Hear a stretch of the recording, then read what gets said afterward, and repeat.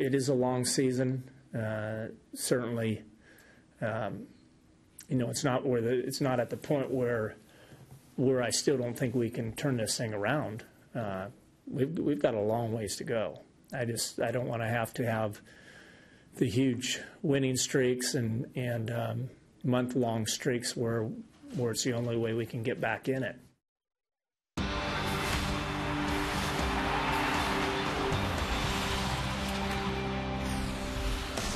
It's another beautiful day in America's Dairyland, and the battle between neighboring states continue with Game 2 between the Brewers and Minnesota Twins from Miller Park in Milwaukee. Fans from each side of the border share the same parking lots for tailgating, while Carl Pavano and Giovanni Gallardo will share the same Miller Park mound for pitching duties. Hello once again from Miller Park. Telly Hughes, Jerry Augustine back with you here for more coverage of Brewers baseball on Fox Sports Wisconsin. The Crew will turn to their opening day starter in Giovanni Gallardo to end their 3-game skid. And Yo has produced quality starts in each of his last 3 outings, Jerry, but unfortunately 1 win to show for it. What will he have to do a better job of here today? Well, the one thing I really like about him, he's starting to find that good rhythm and command we always talk about him. But the thing, his aggressiveness, he's been aggressive in his strike zone, been very competitive. The one thing I look for him today is commanding that breaking ball. If he can command that breaking ball along with that fastball, it'll be a good day for Yo. Yes, and the Brewers can certainly use a big start by Giovanni Gallardo. Coming up, the top of the Brewers batting order came through with 7 of the team's 11 hits last night. And we'll take a closer look back at the table setters when Brewers baseball continues next on Fox Sports Wisconsin.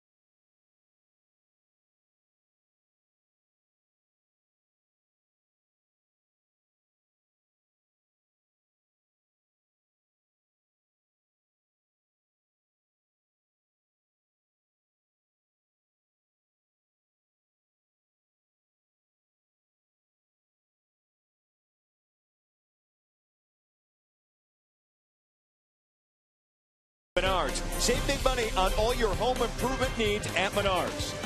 By Miller Lite, because when friends come together, it's not just a good time, it's Miller time.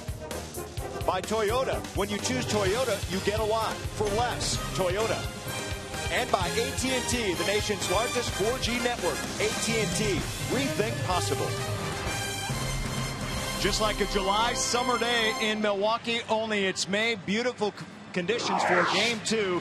The Twins and the Brewers here today, and Joe Mauer's put up some monster numbers against a lot of teams, but really likes playing Milwaukee. Look at those career averages in interleague play. Good news for the Brewers. He's not in the lineup today, but this guy is his teammate Justin Morneau, who also has some big numbers against Milwaukee. 355 during interleague play. He is in back at first base today. Those are a couple of guys that the Brewers have had to deal with in their careers during interleague play. But the top of the order for Milwaukee, Rock, yesterday made some changes, and they came through with flying colors, starting with Corey Hart at the top of the order. Yeah, Ron Renick's been very disappointed in the 1 and 2 spots. He put Corey Hart as a leadoff hitter, and boy, did he come through. You know, Corey Hart, Aoki, and Ryan Braun responsible for most of the damage inflicted yesterday in the game. Corey Hart, 2 hits in his first 2 times up. Corey's been a catalyst when he's been at the top of the order.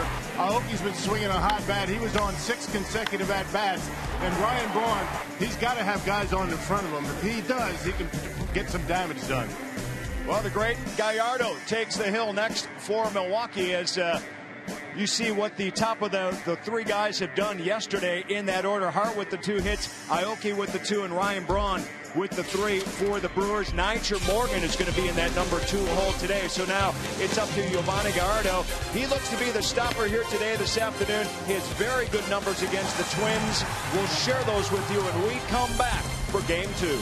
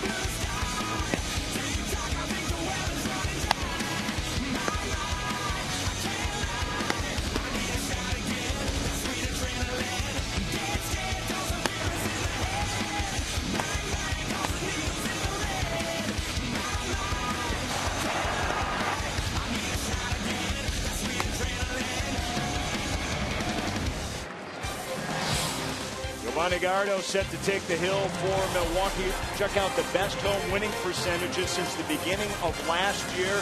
Zach Greinke on that list, Yovani Gallardo on that list. Those two go back-to-back in starts here over the next 2 days as we welcome you back to Miller Park. Drew Olson on the sidelines, Bill Schroeder and Craig Kashan up here in the booth. Ron Gardenhire in his 11th season as Twins manager. A big win for the Twins. last night. Here's his Piggly Wiggly batting order today. Denard Span, a huge game at the top of the order yesterday. Ben Revere gets a start in right field, and Willingham. Those will be the first three in the order. Morneau, Dozier, Casilla, Butera catching. Carroll and Carl Cabano on the hill. And Yovani Gallardo on the hill for Milwaukee, making his 9th start of the season, looking for win number 3. Man, he's made 3 consecutive quality starts, but he's 1-2 in that stretch. The earned run average at 3.5. And he's had very good success here at Miller Park. 31-16 here at home in his career. Yovani Gallardo set to face Denard Span, who had a monster game yesterday for the Minnesota Twins. First pitch is a ball. Bob Davidson behind the plate for your umpire and crew here today. You should take a look at Span's average at 310. And yesterday, again, a big game for him. Led off the game with a double, but this time pops it up to Ricky Weeks calling in shallow right field, just into the grass. Let's take a look at that defense behind Yovani Gallardo here this afternoon. Braun, Nigel Morgan, and Corey Hart across the outfield. Ramirez at third. Masonette gets the start at short. Weeks and Taylor Green over at first.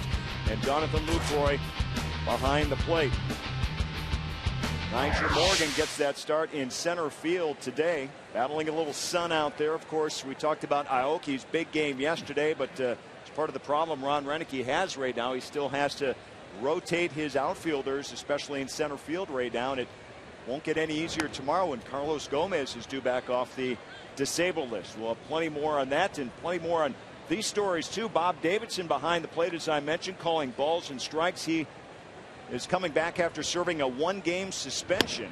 Did not umpire in yesterday's game, and we'll get plenty more into that storyline as well. Very interesting scenario. You don't see umpires get suspended very often at all, but he faced his suspension yesterday.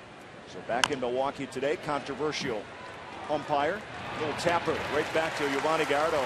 Ben Revere is retired. 84 degrees at game time. How about that? Seems like the middle of summer here in the middle of May. Roof wide open, plenty of sunshine, and it's supposed to be real nice for tomorrow as well. Ideal conditions for the Brewers to get a win. We shall see. They really suffered in last night's game to the Twins, losing 11-3. Nothing going right last night. Yeah, beautiful weather, though. I mean, we can hang our hat on that. Beautiful weather in yesterday's ball game, and it's supposed to be nice again tomorrow. So a good place to be here at Miller Park. Josh Willingham, who homered in last night's game. Top 4 in the order for Minnesota yesterday. Contributed with 10 hits. And this is a team, of course, who came in with the worst record in baseball, but they're actually playing their best baseball right now. The Twins have won 3 in a row. That's a season high as Willingham takes one inside. Yeah, they're starting to score some runs the last 3 days, and some of their very young pitchers, guys recently recalled from the minor leagues, have given them really a shot in the arm. Justin Morneau is back. That's always a good sign for the Twins, getting that MVP back in their lineup. Yeah, the first 4 in the order, 10 hits and 8 RBIs in that 11-3 win on Friday.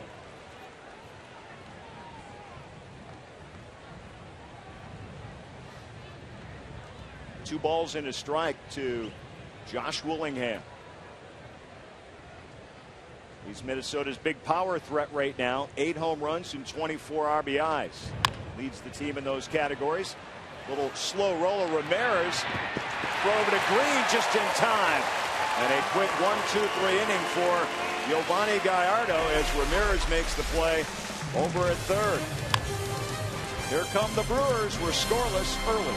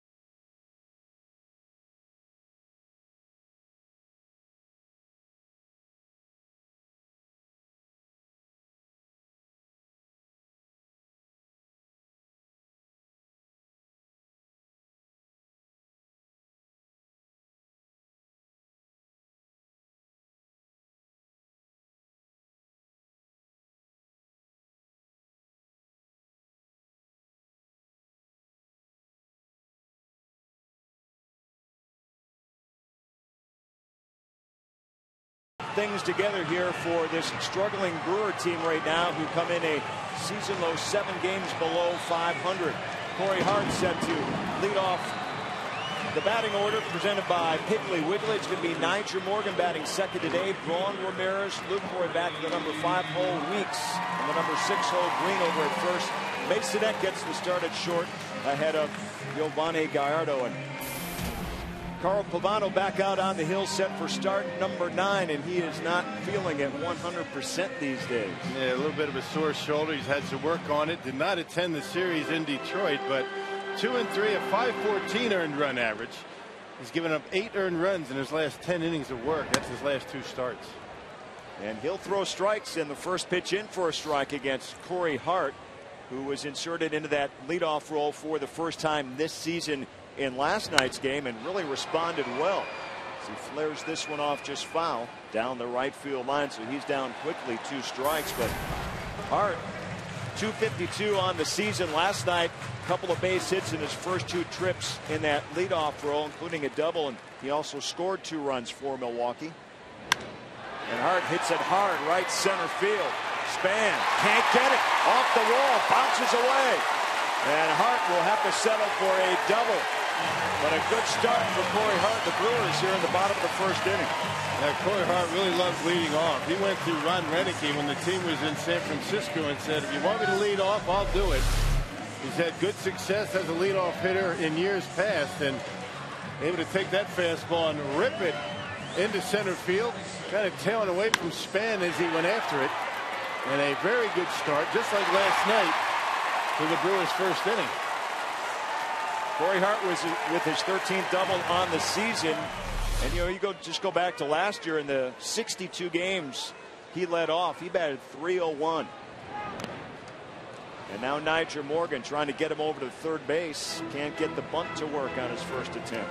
Just something about the leadoff spot, you know, certain spots in the batting order that, you know, Corey Hart really thrives. You know, it's obviously a mental thing for Corey, but hey, if he likes it, put him in there, and he's been productive.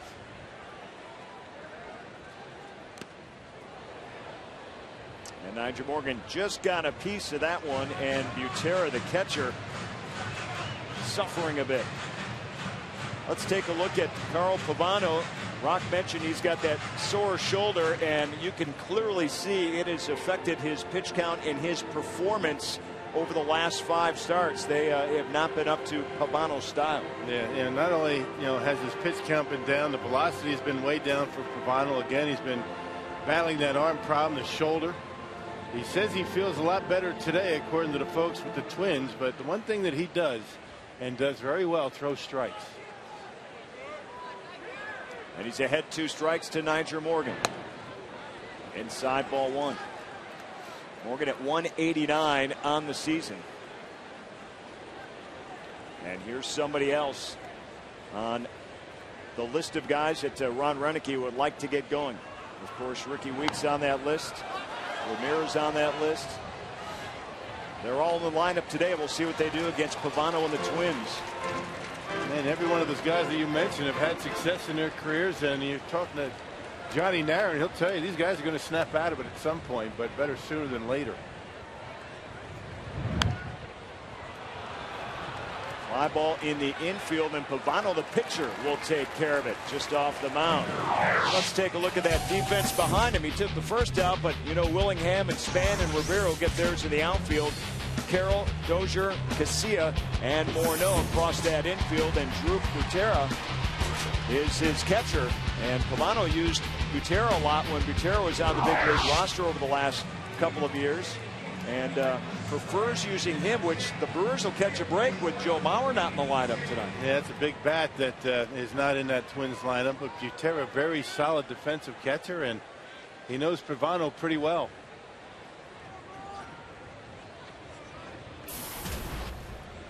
Here's Ryan Braun, who homered in last night's game. Big night for him, 3 for 4, including a couple of RBIs. Has that average sitting nicely at 317. He's got a runner out at second base with 1 out here in the Brewer first inning. Corey Hart led off with a double against Pavano.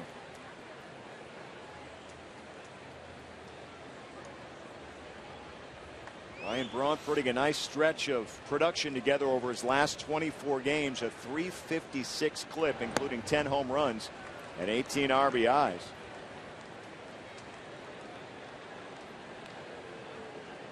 Well, the objective for Ron Renicky, no matter who it is, to get men on base with Ryan Braun at the plate. It's been too often this year that Braun has come up with 2 outs and nobody on in the first inning.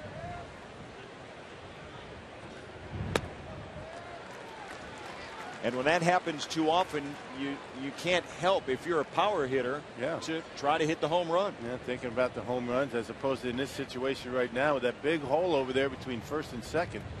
Ryan Braun very capable of shooting that hole over there into right field. Ryan Braun hit a booming shot in last night's game. Our Powerball home run count for Ryan Braun now at 11 as he hits this one straightaway center and high off the scoreboard. Big power to all fields and with all pitches. That was a changeup, actually. Supplied all the power for that one at 417 feet. Pavano catches a break here as strike 2 is called low and outside, it looked like, and Ryan Braun not too happy with that call. It looked like it was a little bit off the corner, but Bob Davidson rings it up. To short, and they're going to get Corey Hart, who runs ahead of the ball to third and runs right into an out. And another base running mistake there. Well, those are the types of things that the Brewers have been doing, the mental mistakes, the fundamentals that you can't allow to have happen. That ball clearly in front of Corey, and that's an easy play for Dozier over to third base. Well, Ryan Braun at first. Well, you got to wonder if Corey thought that was headed to left and no chance or what, but clearly not even close over at third base. So 2 down now for Aramis Ramirez as they'll keep a close eye on Ryan Braun, who leads the Brewers with 8 steals. Ron Renicky can, he can, stomach mistakes if they're physical errors, but the mental errors, those are the things that keep a manager up at night. Ramirez hits one into the gap.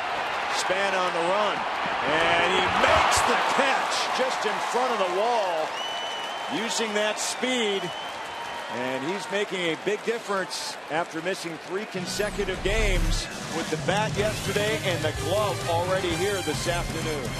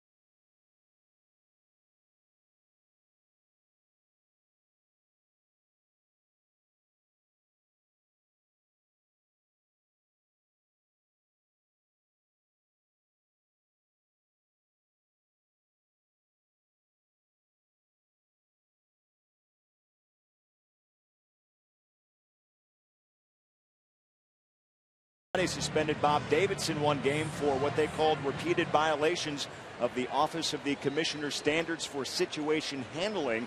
Davidson's suspension stemmed from a nose-to-nose match that he had with the Phillies manager Charlie Manuel on Tuesday. So he was slated to be working this umpiring crew here in Milwaukee yesterday, but was not here, and back today and behind the plate. Very controversial manager. If you've followed Major League Baseball over the course of many years, and he's behind there today calling balls and strikes. Yeah, he and Charlie Manuel caught on live mics saying some things perhaps that they shouldn't have said to each other. 20 years ago they would have got away with it. Common practice to be kind of saying nasty things to each other, but you can't get away with those things today. Not so common because there's more microphones hanging exactly around. All over the place. Justin Morneau in that big shift with Ricky Weeks in that outfield grass throws him out, and Bob Davidson has had some memorable times here in Milwaukee as well, right, Drew Olson? That's right, Craig. He's quite illustrious. Brewers fans probably remember the night, September 7th, 2010, when Bob Davidson ejected Brewers outfielder Chris Dickerson right there. He threw out Dave Duncan, the Cardinals pitching coach, and he ejected a heckling fan. This also happened to be the night that Trevor Hoffman saved his 600th game. But in the press box, we were talking about the fact that Bob Davidson basically ejected for the cycle that night, too. Bernie Brewer might not be safe today, guys, because Bob Davidson in the late 1980s ejected Youppi, the Montreal Expos mascot. So you just never know with this guy. That's awesome. I remember that. Ejected a fan. How often does that happen? You see security people get fans out of the ballpark, but very rarely do you see a home plate umpire turn around, walk behind to the backstop, and give a guy a heave-ho. That's awesome. I like that. Instead of just calmly saying, security, please, he got the real heave-ho. And I love Drew Olson knew the mascot's name, Youppi. That's awesome. He threw out Youppi. What did Youppi do to you? Goodness. Well, Bernie, when the Brewers bats, he's up in his chalet, his dugout, I should say, and when the visiting team is up, he roams the stadium, so we better not get too close to home plate. Ryan Dozier. It's a fly ball down the right field line, and this will sail into the seats. Hey, tickets to Spring Madness next week are half price plus small Pepsi products, and Clemens hot dogs are $1. Visit brewers.com/madness. I forgot all about that, Bob Davidson giving a fan the heave-ho. Well, you know what Charlie Manuel was upset about is he thought that Davidson had interfered with his catcher after a drop third strike. Umpires, try to get out of the way. Sometimes it's tough on them, especially when they're getting up there in age a bit. Bob Davidson's been around a while.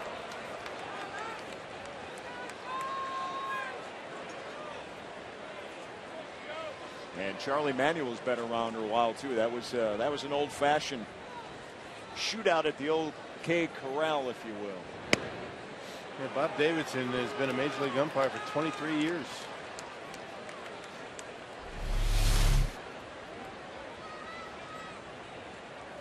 And an interesting strike zone early in this game. Yeah, it looked like it was high and up. Luke Croy thought it was a strike. Be careful, Luke. He might get tossed.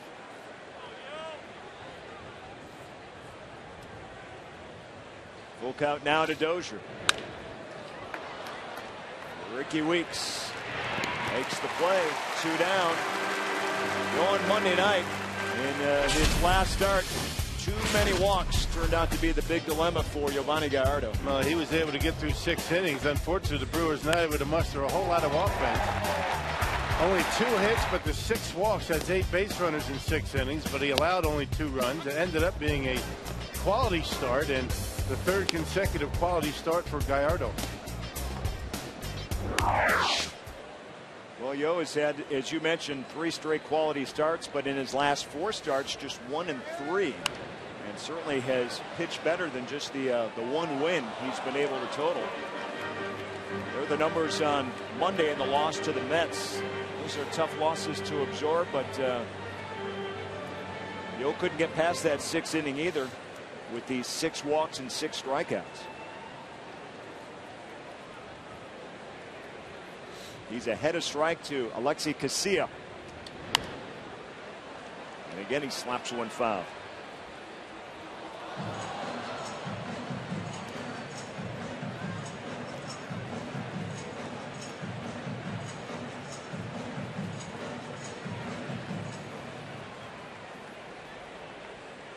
That night that Davidson ejected Yuppie, he was apparently dressed in a nightgown. Not Davidson, but the mascot. Right, harassing the Dodger players. Tommy Lasorda complained.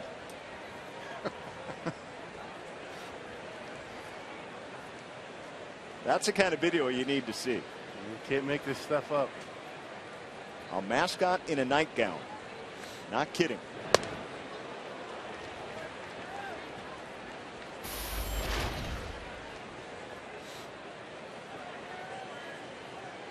Casilla at 242 on the season.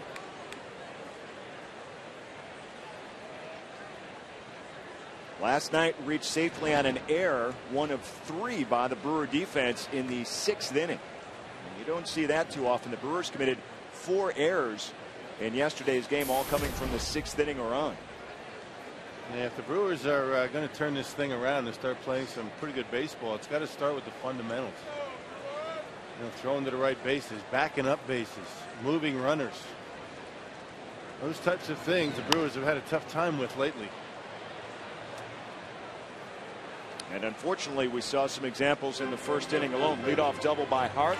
Can't advance him to 3rd, and then he ran into an out on a ground ball right in front of him. And mental errors again. Those are the things that will drive a manager and a coaching staff crazy. Here's the 2-2 to Casilla. And it misses outside, 3-2.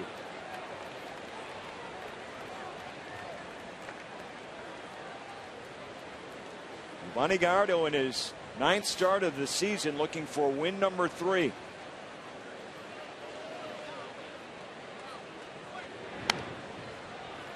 And again, Casilla fouls one off. Yeah, velocity pretty good for Gallardo. 93 miles an hour. He'll get it up to about 95. The pitch is just a little bit upstairs. That's why guys are able to foul him off. Here's pitch number 8 of the at bat coming up to Casilla. Straight away center field. Niger Morgan has a beat on it for the final out here in the 2nd inning. So now the hot hitting Brewer catcher set to lead off the 2nd inning for Milwaukee. Jonathan Lucroy as we come back.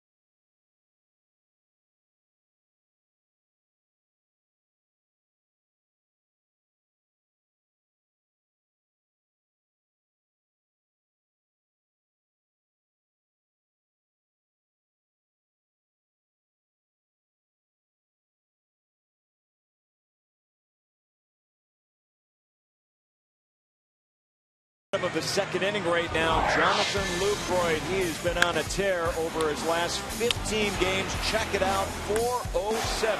Wow.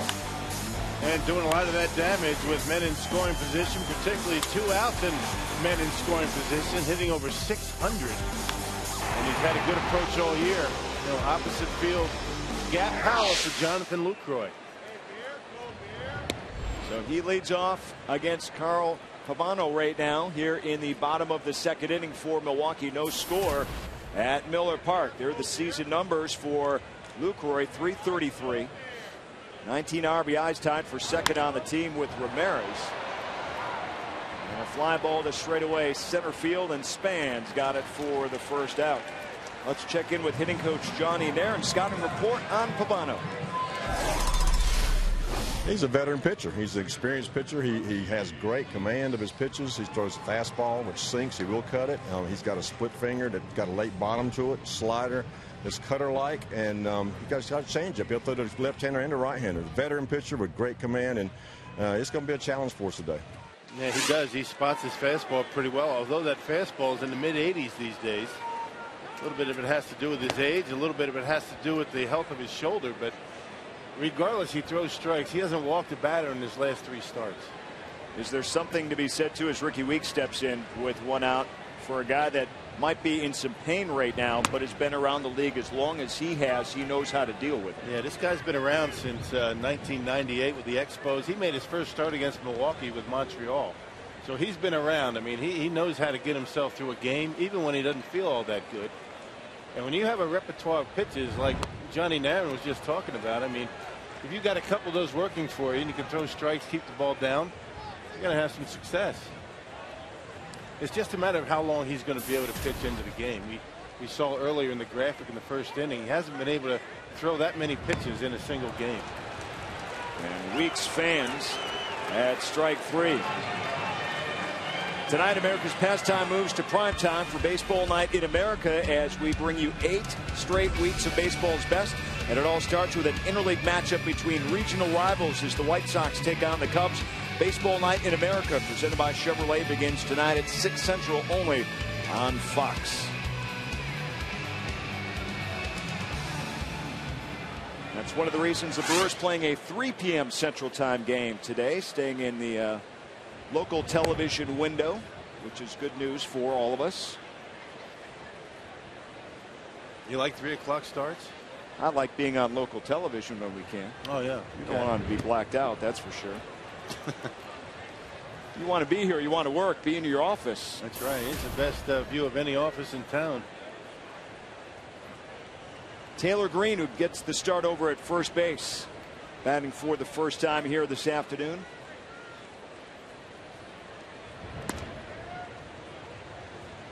Ishikawa's been getting some starts over at first. Started in last night's game, trying to get Green some time in there as well. Sharply hit over the 3rd. Nice play, Jamie Carroll, to retire Green. And Minnesota's defense going to work here in the last couple of innings for their veteran pitcher. No scores. We move to the 3rd.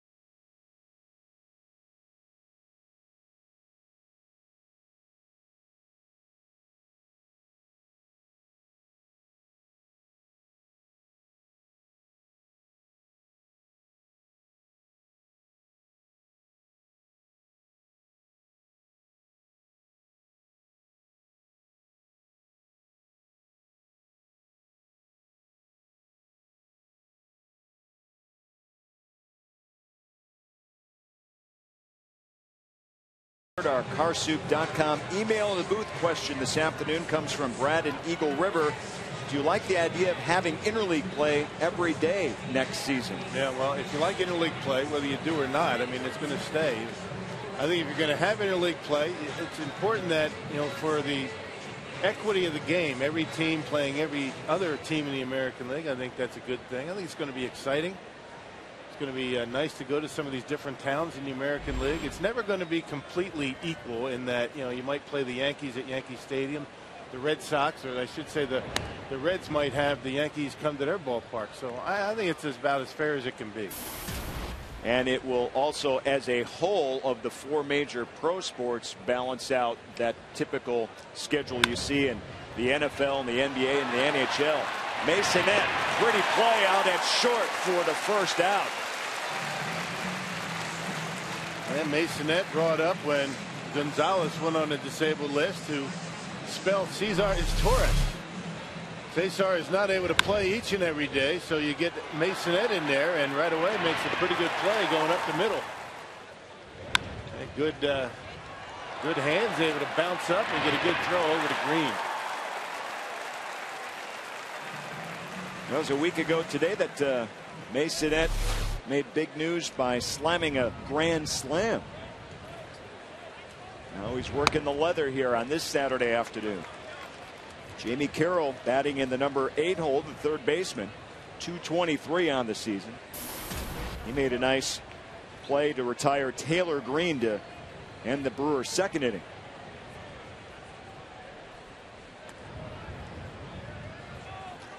It's going to be interesting to see what that schedule is going to look like. If you potentially have more trips out west than you're accustomed to taking, would you have longer trips out there then? Yeah, you never know.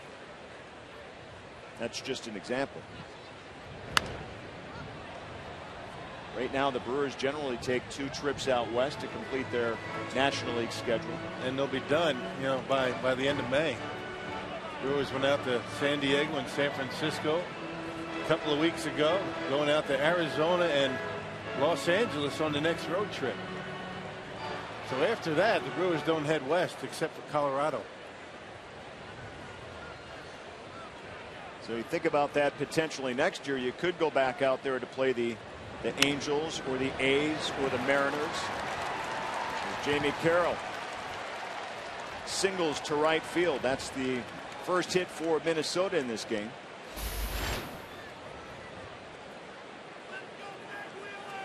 Yeah, Jamie Carroll off to a slow start. He's going to give you some good defense. They signed him as a shortstop. They moved him to third base, and that's exactly what he likes to do. He takes a fastball away and just dumps it into right field. There's Carl Pavano now. His career numbers 142. Looking to advance Carroll over to second and put him into scoring position. 1 out single by Carroll here in the third inning.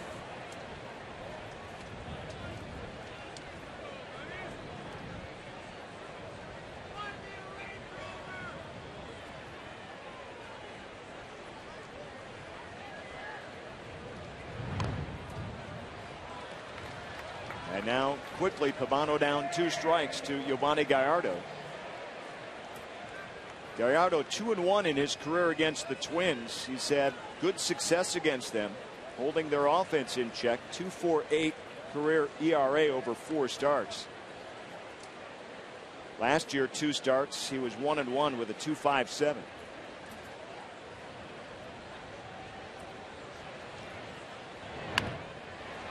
Bunt right back to Yo. He'll get the lead runner. Will they get 2? Yes, they will.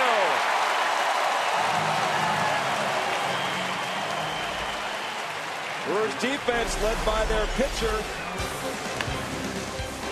retires Pavano on the double play.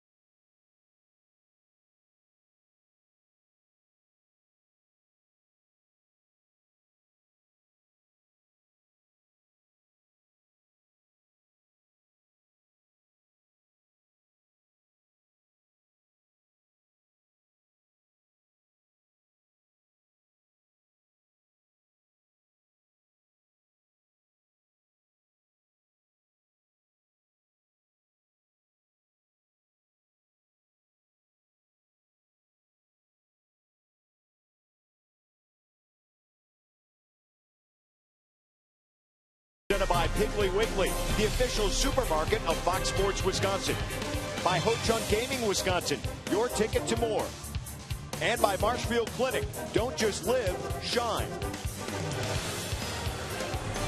Drew Olson back at Miller Park. Carl Pavano getting ready to face the Brewers in the bottom of the third inning. Carl Pavano pitched here in an interleague game last year on June 26th.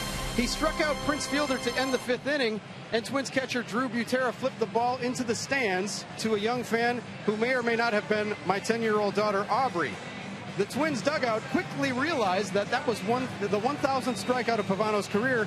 They wanted the ball back, and Drew Butera presented my daughter with a bat, and she made the trade. It was one of the best trades of the season last year at Miller Park. She got a bat instead of a ball. She was thrilled. That's awesome. Yeah. And I'm glad, Drew, that after you realized she had the ball was your daughter.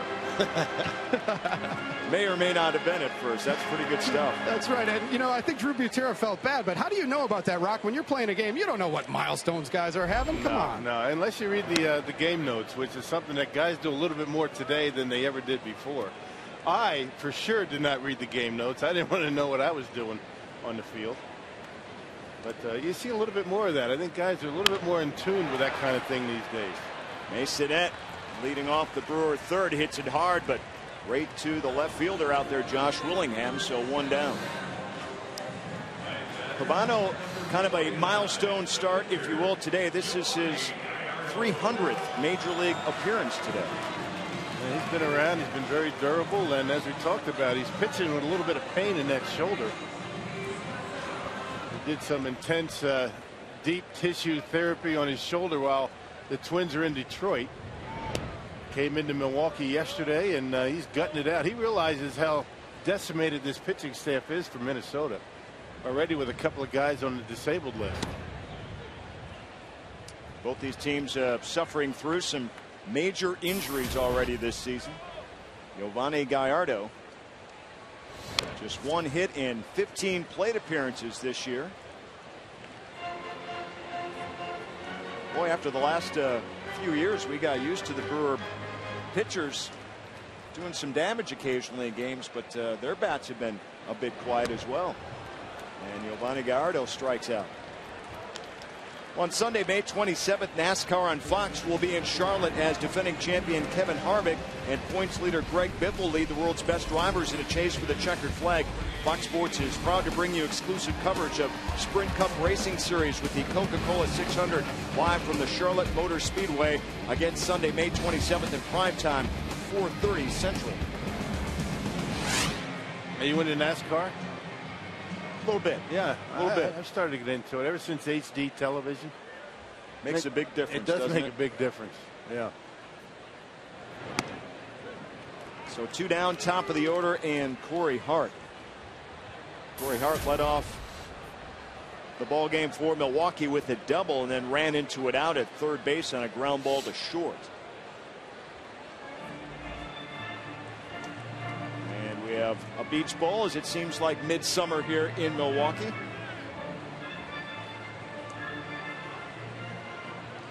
Boy, when you're hot, you think that ball's about that big, though, don't you?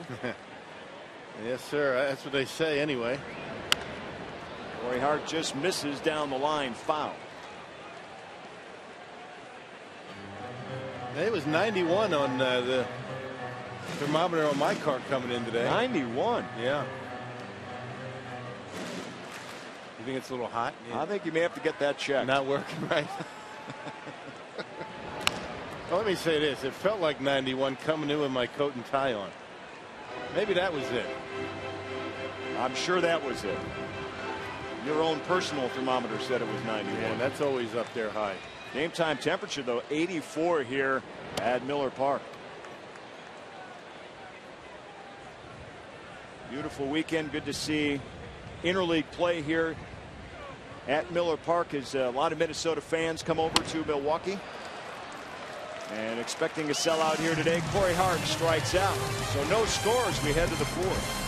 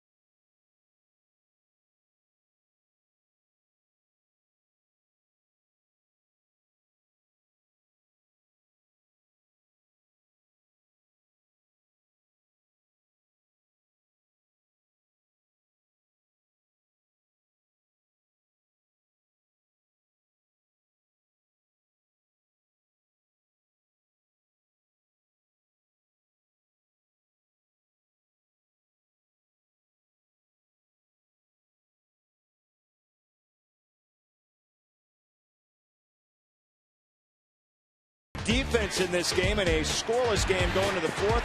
Ramirez with a nice barehanded move there, and then Span up against the wall. And then how about Masonette deep in the hole at short. And Giovanni Gallardo starting a double play.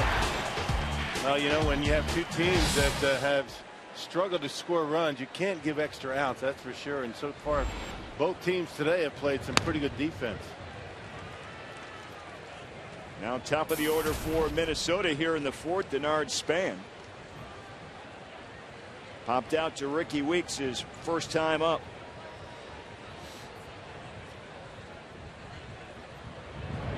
Well, what a night Span had last night. 4 hits, a double and 3 singles, scored 3 runs in the game, also had 3 RBIs, and all that after missing the previous 3 games.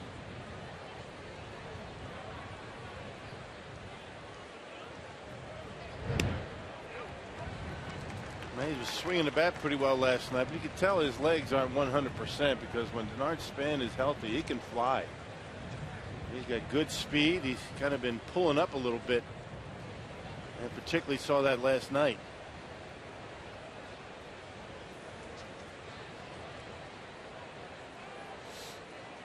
Ball and 2 strikes to the Twins center fielder. Masonette. And there's 1 down. Now this Twins offense has helped win 3 games in a row here, but 26 runs over this last few game stretch for the Twins. That ties for first in the majors. That's a load of runs, 11 coming yesterday.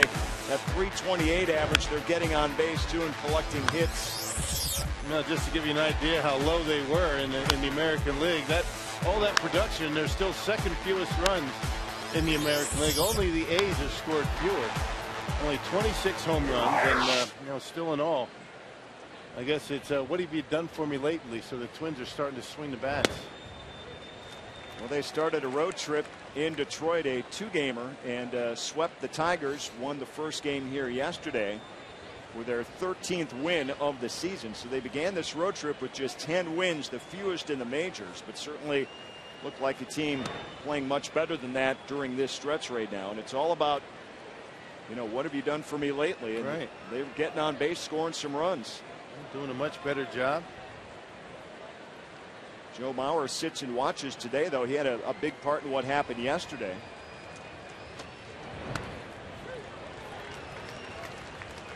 Ben Revere, who tripled in yesterday's game.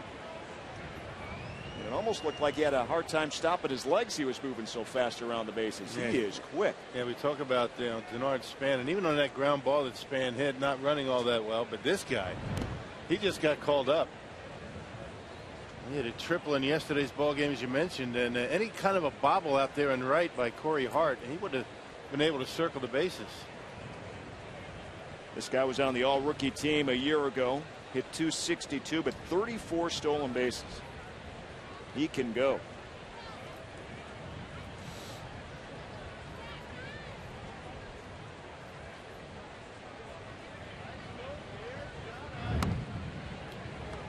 Yo misses outside, so full count now to Ben Revere.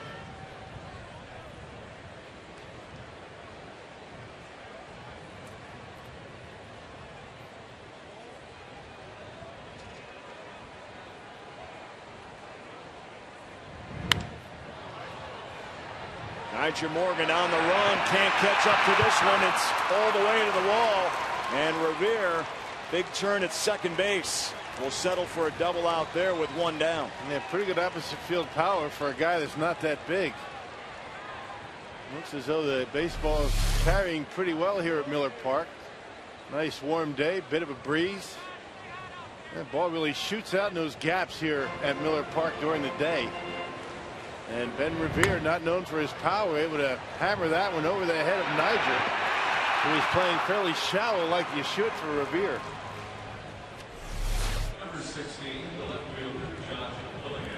So Revere, with his second double this season, sits at second base with 1 down here in the 4th inning. And now the cleanup, or I should say the number 3 hitter today, Josh Willingham.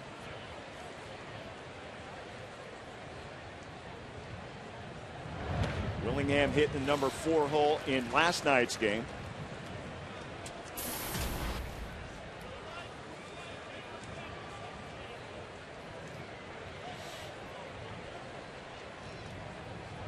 Willingham providing nothing but power for the Minnesota Twins so far here this season. Hitting right around 300.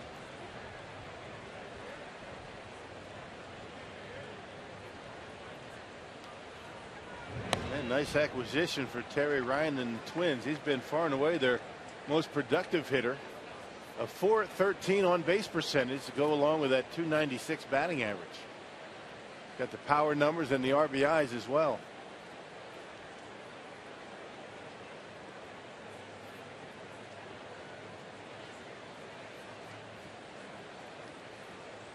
Gallardo backs off the rubber.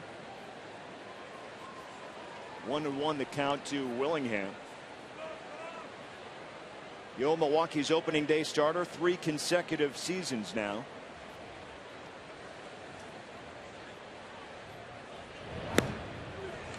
There's a strike against Willingham. Yep. 1-2. Cutter right on the outside corner. Good pitch by Gallardo. You know, in watching Willingham in his at-bats yesterday, it appeared that he was sitting a little bit off speed. Brewers were able to get some fastballs by him. There's that cutter on the corner.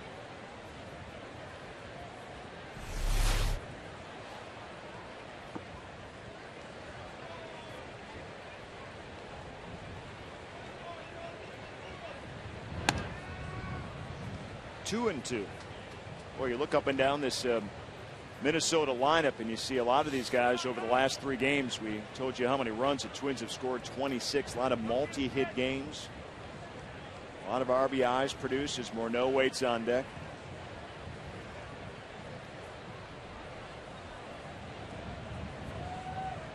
The 2 games in Detroit and then game 1 last night here in Milwaukee.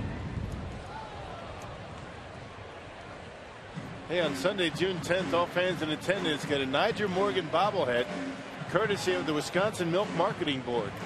Call 414-902-4000 or visit brewers.com for tickets.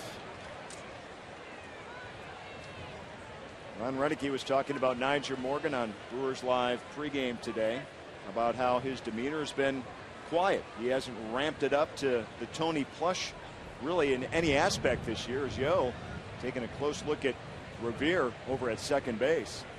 Man, that really started in spring training. All business for Nyjer. Off to a bit of a slow start this year. And letting his bat do his talking for the time being. And he really wants that bat to do the talking. Really ignite the talking. But at 189 coming in, Revere takes off the third and he'll get in easily. Lucroy can't handle the pitch and it gets away from him. Man, Revere, a big time base stealer. Ricky Weeks right behind him and keeping him very close, but still flat footed, able to steal that one. I don't think it would have mattered had Lucroy caught the pitch. He had that one stolen. That's how fast he is. That's his 2nd stolen base of the season. He's 2 for 2 in that category. Mentioned last year he had 34. He was caught 9 times a year ago. Bet that wasn't easy. No. Catching him 9 times. And just because you're fast doesn't mean you're a good base stealer. Sometimes you have to learn the league, get jumps. Brewers infield plays in. Weeks behind the pitcher on the shortstop side of second base, but Willingham draws a walk. So let's take a look now at our AT&T trivia here this afternoon from Miller Park. Who is the only AL pitcher to hit a home run against the Brewers in interleague play? Don't know the answer to that. I see your mind is starting to tick away at this one. Yeah. That's a bit much for me on a nice hot day. Ron Renneke getting stirred in that Brewer dugout a bit here. The Twins on a scoring threat right now. 1st and 3rd, 1 down in the 4th inning. And they've got their cleanup hitter, Justin Morneau, at the plate. Grounded out to second his first time up.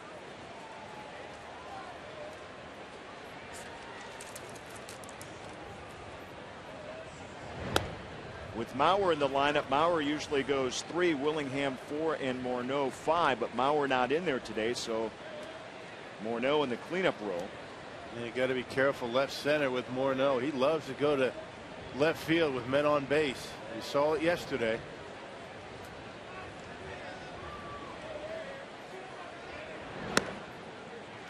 There's a strike from Yoda, even the count. Back to back off speed pitches, that time able to catch the corner with it. What's interesting is you mentioned that Nyjer Morgan was shaded to the right side of center field and now steps back to play straight away to kind of close that gap up from the defense that pitched before.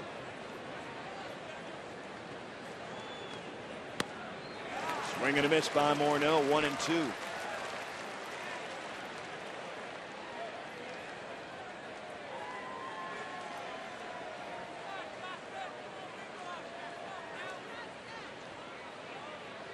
Morneau, the 2006 AL MVP.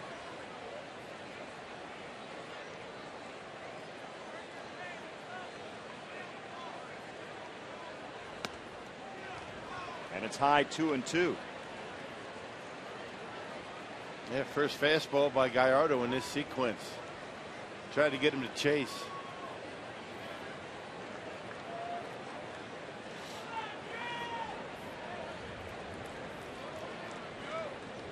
Rivera over at third, Willingham at first.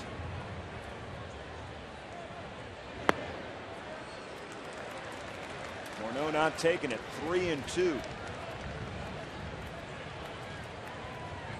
Back in 06 when he won that MVP, 321, 34 home runs, and 130 RBIs. Well, let's see if Gallardo and Lucroy want to try and shoot the inside corner. He's set up for one. Everything's been away in this at bat. You got to be careful if you do. You got to make a good pitch.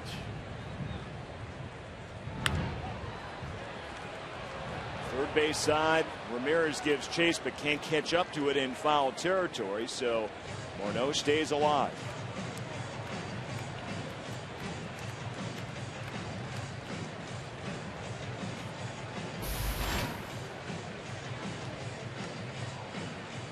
This guy trying to battle back and get back to full-time duty just 69 games a year ago. Remember, he suffered that concussion midway through the 2010 season.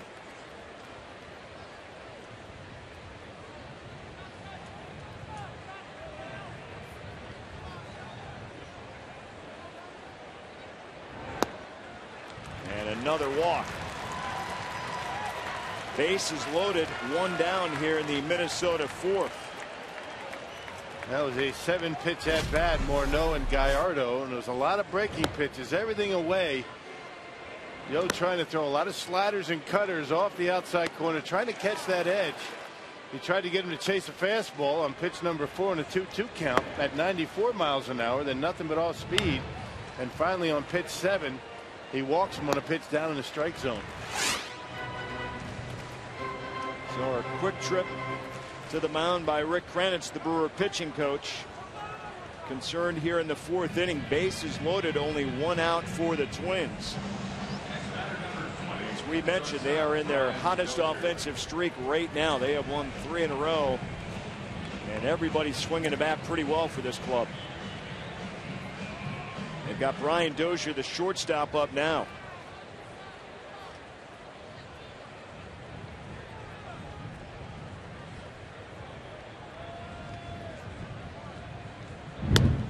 Consecutive walks by Giovanni Gallardo. Remember, he had 6 in his last start.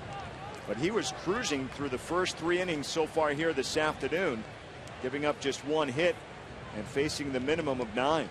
Well, he's been very careful to Willingham and Morneau. Really the 2 guys in this lineup that can scare you with the long ball. There's a swing and a miss. Even things up. Attacking Dozier a little bit more with the fastball right on the edge.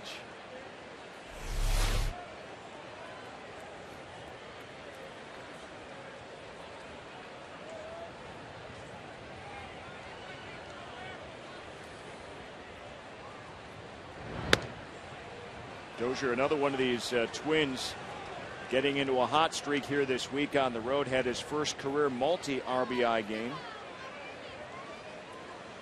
with a 3-run home run against Detroit just the other night.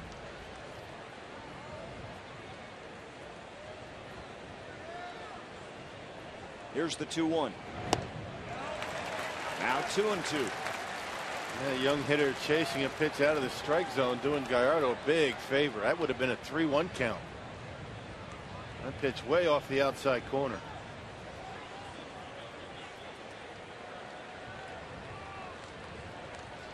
He was called up from AAA on May 7th. That's the same day he made his major league debut. And he stays alive on the fastball by Gallardo. Yeah, unlike Morneau, where he threw a steady diet of sliders away, he's going after Dozier with all fastballs in this at bat. But you can't blame him, really. You got a guy with big power in Justin Morneau. You want to try and work him off speed away. And a guy that's more of a singles hitter, you try to knock the bat out of his hand with the fastball.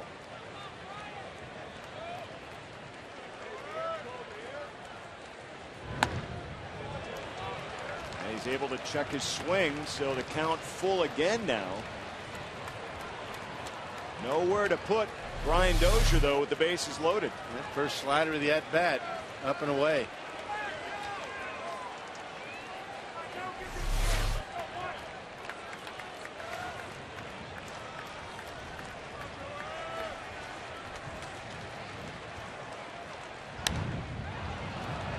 Fly ball left field. Ryan Braun fighting the sun. Tagging from third, Revere. He'll score easily, and the Twins grab the early lead. A couple of times it looked like Dozier swung a ball 4, including that last pitch. Another long at bat by the Twins. Another 7-pitch at bat for Yo.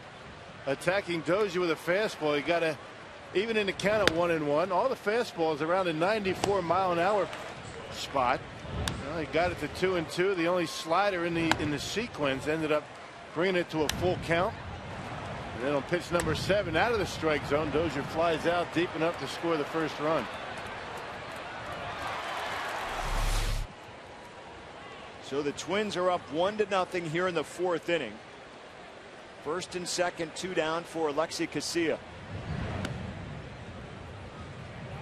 First pitch misses outside for a ball.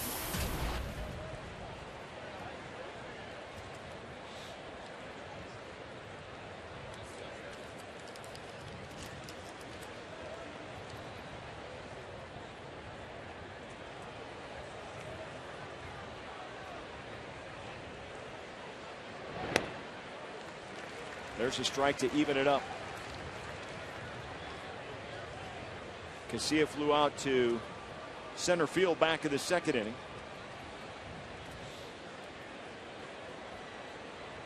Gallardo with 33 pitches thrown this inning alone. As I mentioned, he was cruising through the first 3, and this has been a long 4th inning here.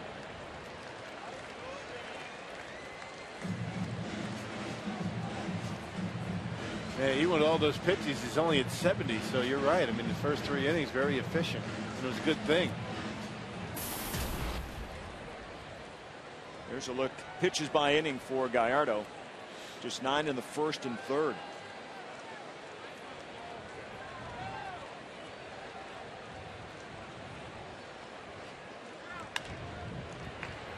Masonette soft roller, and he makes the play. So Gallardo, a lot of pitches in trouble. It gives up only a run on a sacrifice fly. So Nigel Morgan will get his swings in and lead off the 4th and see if the Brewers can come back.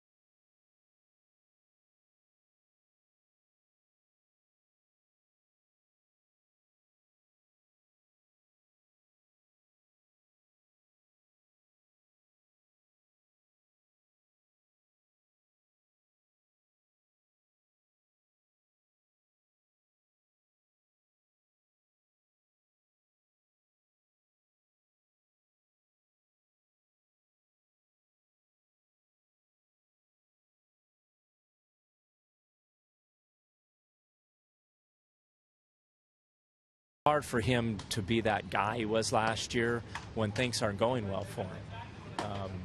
Unfortunately, sometimes you can't be yourself. And last year everything was going so well he could be himself. This year, I'd like him to be a little more that guy. But he's really concentrating on trying to figure out to get his swing back, start playing like he did last year. Ron Reineke talking about Nyjer Morgan and his personality and how it's changed over the course of basically the offseason, because he was loud and proud, flamboyant, and extravagant, and fans loved that. They loved his two personalities and then some.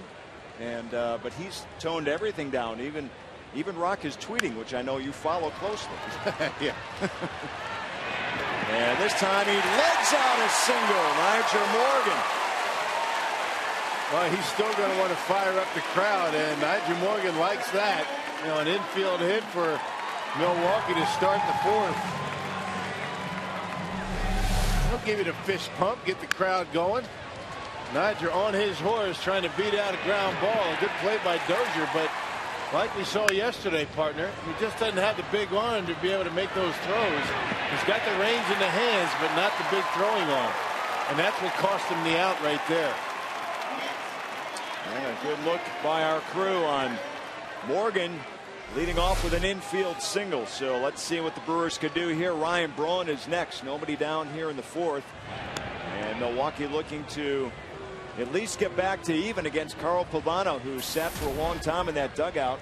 A lot of pitches thrown by Giovanni Gallardo back in that fourth inning, but surrendered just a single run on a sacrifice fly. Had the bases loaded and one down, and escaped serious trouble.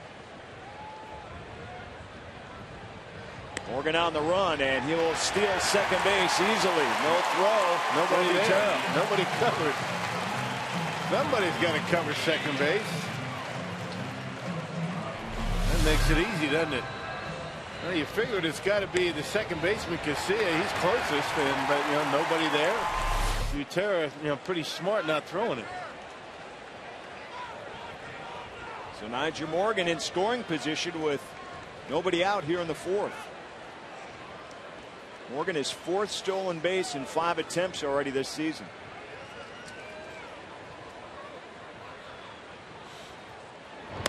There's a guy right there. You talk about somebody who you think has speed and probably does, but not necessarily a big base stealing threat. We saw that last year, his first time in a Brewer uniform. It all depends on when you're getting on and who's up when you're on base. Better not get thrown out stealing with Braun at the plate. Ryan Braun down the right field line, and slices foul. Powerball home run leaderboard. Ryan Braun tops the charts right now. He's got 11. Corey Hart next with 8. For Milwaukee, of course, Gonzalez on the DL. Ishikawa's hit 4 home runs in his starts over at first base. And Ricky Weeks sitting at 4 as well.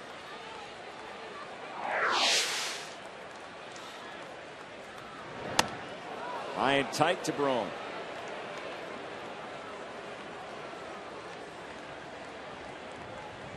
Yeah, velocity way down for Carl Pavano, and that's got to affect your other pitches when your fastball is only at around 85 to 87.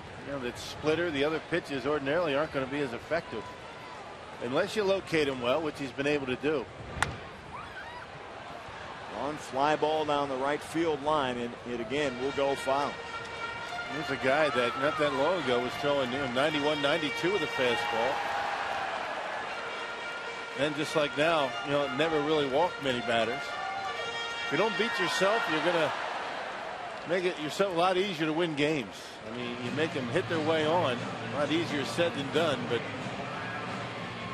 Pavano's always had good control.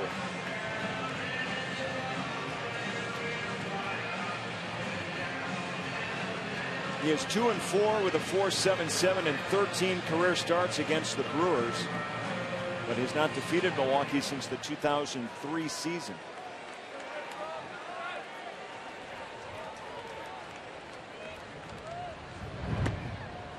And this guy's battled a lot of injuries over his career. 9 trips to the disabled list, including Tommy John surgery back in 2007.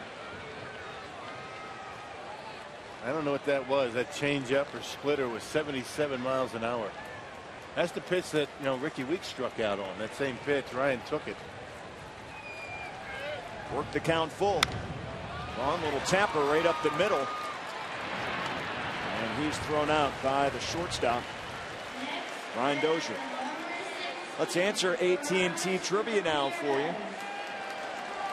Who's the only AL pitcher to hit a home run against the Brewers in interleague play? Who did you pick? Was it Mark Burley back in 2009? I don't remember that. Back on June 14, 2009. Don't remember. Don't remember that one? No. That was the date. That was the pitcher. And Ramirez sky high in the infield with a runner at third, nobody out. And again, the Brewers are going to fail to bring home that runner. Nigel Morgan sits, and you know Ramirez is feeling it right now. Takes a seat in that dugout all by himself on the other end. Well, it's a frustrating at bat when you pop out with a man at third, less than two, but you know it's triply frustrating for everybody, including the hitter, when you do it on the first pitch.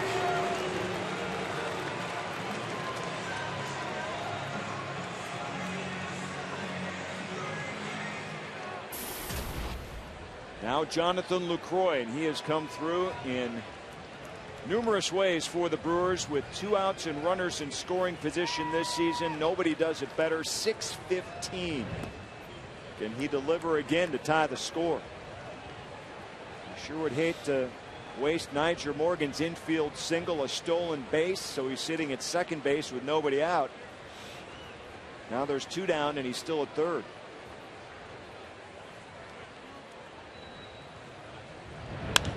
And there's a single up the middle, and he does it again. How about that? He's something else, that kid. Boy, they love him here in Milwaukee, and why wouldn't you?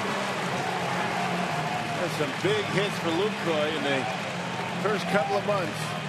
2 out base hit to score runs. That's that cut fastball, something that was trying to get away from Lucroy. He bangs it right back into center field, and that's right there, Craig, why he's so successful. Not trying to pull it, not trying to hit home runs. He hits it where it's pitched, and he's able to center on it and hit it on the line. Well done. So Nigel Morgan's hustle in this inning has certainly paid off. The infield hit, a stolen base, and now he has scored to tie things up at 1-1. And Luke increases his 2 outs with runners in scoring position average now to 643. Check out the head position for Lucroy right here. I mean, you talk about your eyes right on the baseball and making contact. That's perfect execution by Lucroy. Getting on top, trying to drive it right back through the middle. Luke on the move. Here's the throw, and he steals second base.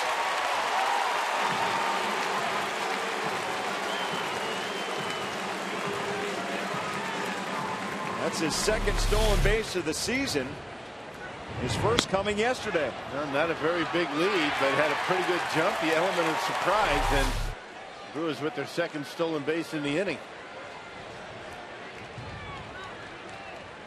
How about it, Ricky Weeks? Runner in scoring position. And the count now even, 2 balls and 2 strikes. Ricky struck out back in the second.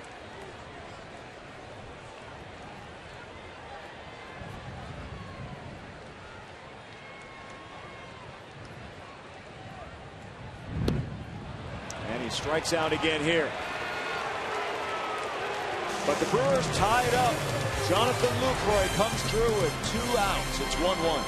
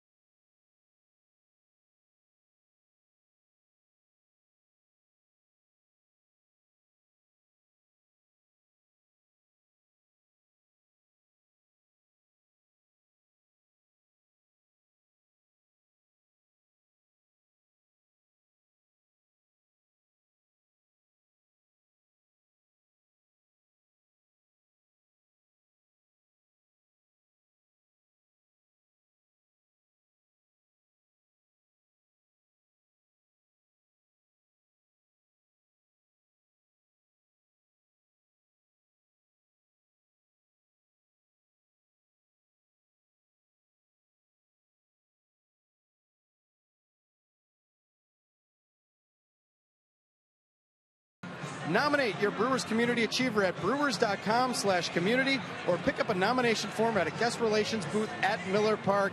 Each month, one individual will receive 4 tickets, on-field acknowledgement, and the opportunity to throw out a ceremonial first pitch before a game. And guys, I don't know if I want that prize. That's too much pressure throwing out the ceremonial first pitch. You could do just fine, Drew. Drew, you'd be on it, man. You'd be on it. Just put that. You got to put the wireless mic away and then go out there and do it. Yeah, you don't want to make the mistake I used to do in your instructionals. Yeah, you don't want to do that.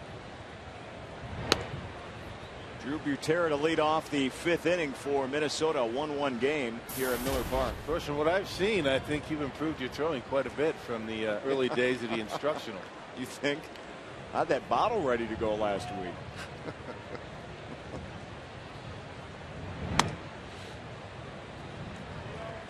What do you have planned today? Is Bert going to join you and Jerry today, the instructional? Again?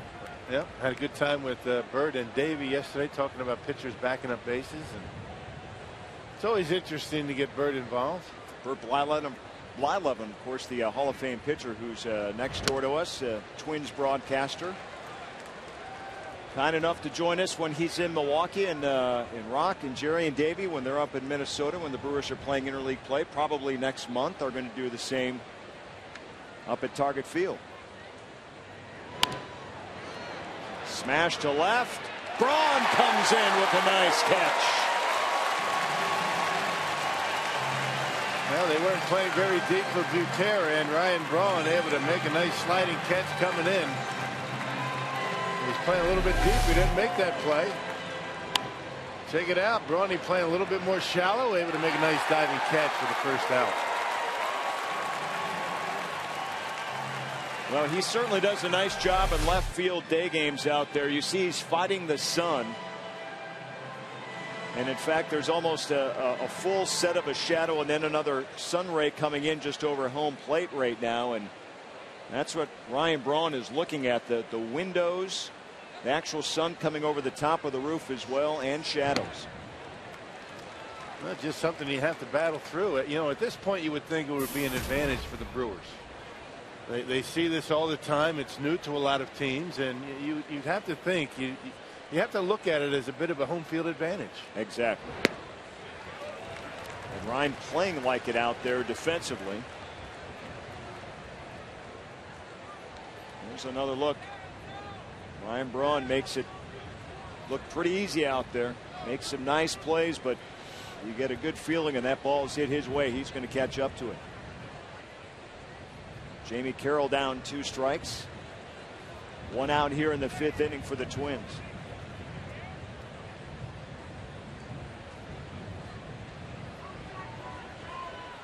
Carroll collected the first hit for the Twins off Giovanni Gallardo this afternoon. He's given up just 2 hits so far, and that single run.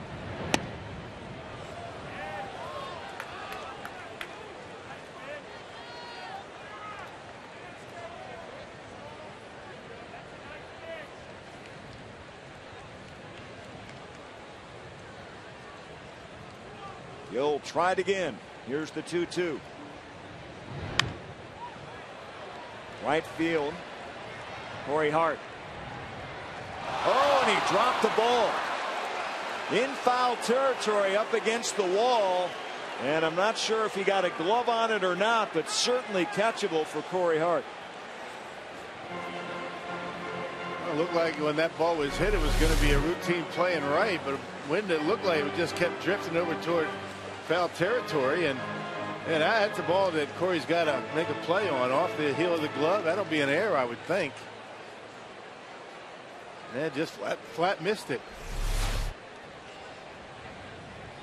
And it is an error.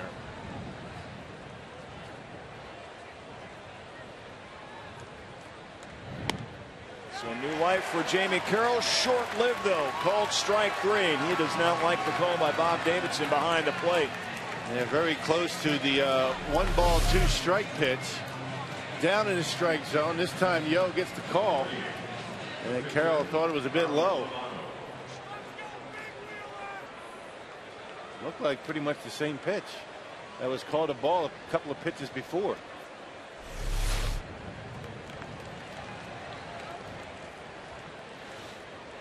Yo's first strikeout of the day. Here's the pitcher Pavano with 2 down.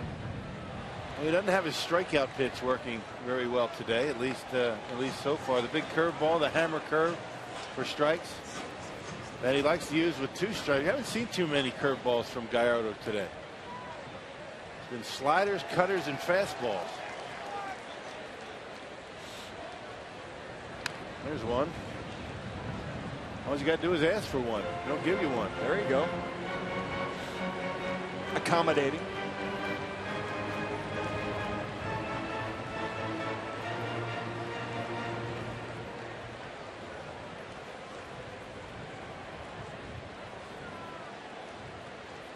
Here's the 0-2 to Pavano. And 2 consecutive strikeouts for Yo to end the 5th inning. We're locked up 1-1.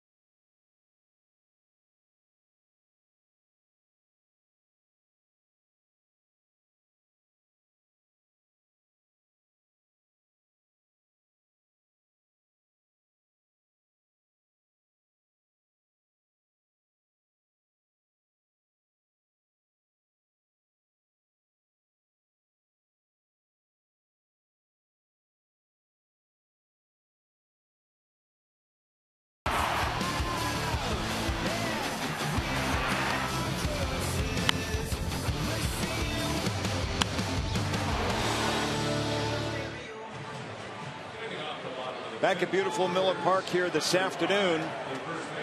Drew Olson on the sideline, Bill Schroeder and Craig Kashan upstairs calling balls and strikes. It's a 1-1 game, and this copyrighted telecast is presented by authority of the Milwaukee Brewers. It may not be reproduced or retransmitted in any form, and the accounts and descriptions of this game may not be disseminated without the express written consent of the Milwaukee Brewers Baseball Club, LP. And now today's timer, the game winner, Rob's extra innings in Ogama, Wisconsin.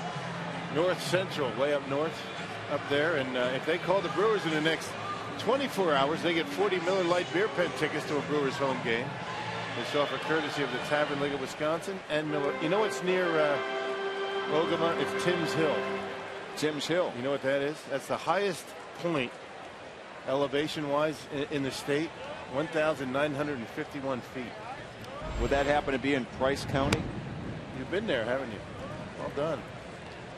How about that? Yeah. Once again, we nail it. 1,951 feet, the highest point in all of Wisconsin. Timms Hill, remember that.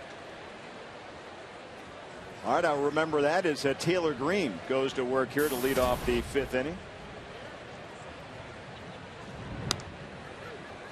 Taylor Green 0 for 1 in this game so far. Doesn't seem very high compared to some of the spots that we travel to. Of course, it's not if you're into the mountainous area, and even Phoenix, Colorado. Yeah. So next time you're blowing through Ogama, stop at Timms Hill. Get a nice view up there, they say. If you could see Milwaukee from there. No, I don't think so. Too far? Long ways. Now that's a city I've never heard of. Now you have. Yep. That's why we've got that special sponsor on the broadcast. Yeah, I like it. 2-2 to Green. To short, Dozier. One down. Brewer fans, this season is your opportunity to get involved in our broadcast over a wide range of social media options. You can tweet your comments and questions to our Twitter handle @FSWisconsin. We'll choose some of the best each night and put them on the air. You can also follow along with the pulse of social media on our Game Connect page over at FoxSportsWisconsin.com. A lot of tweeting and social media going on here at the ballpark today. Another sellout crowd. Good crowd here, standing room only, as the Twins and Brewers battle here in Game 2. Edwin Masonette, who flew out to left his first time up. It was a tie game in the 5th last night. Unfortunately, it didn't end very well for Milwaukee.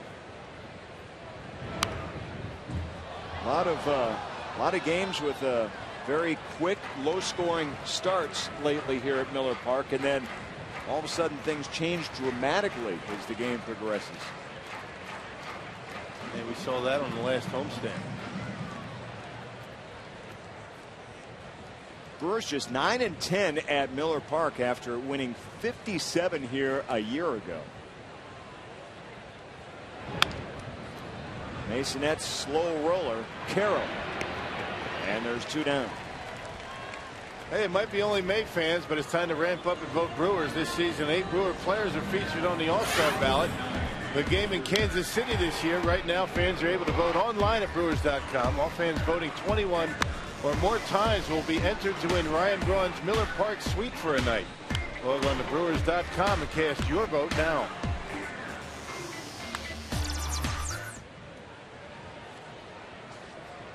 Here's Giovanni Gallardo taking a big swing at that first pitch from Carl Pavano.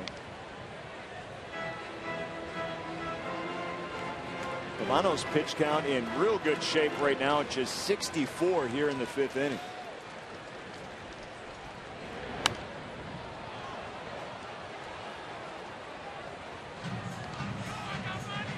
Quickly ahead, 2 strikes on the Brewer pitcher. Yo struck out back in the 3rd.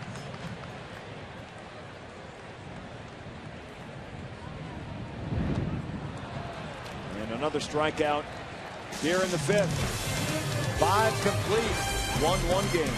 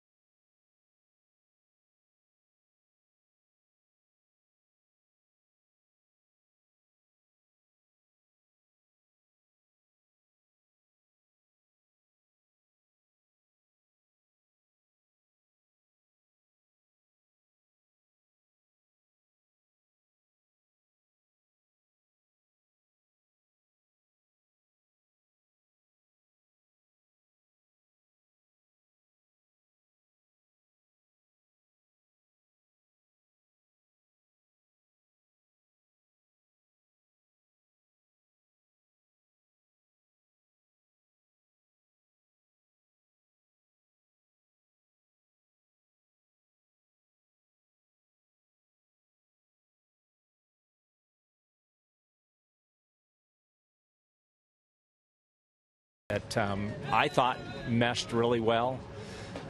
This year we've got a quiet group. There's some personalities, but we've got a quiet group.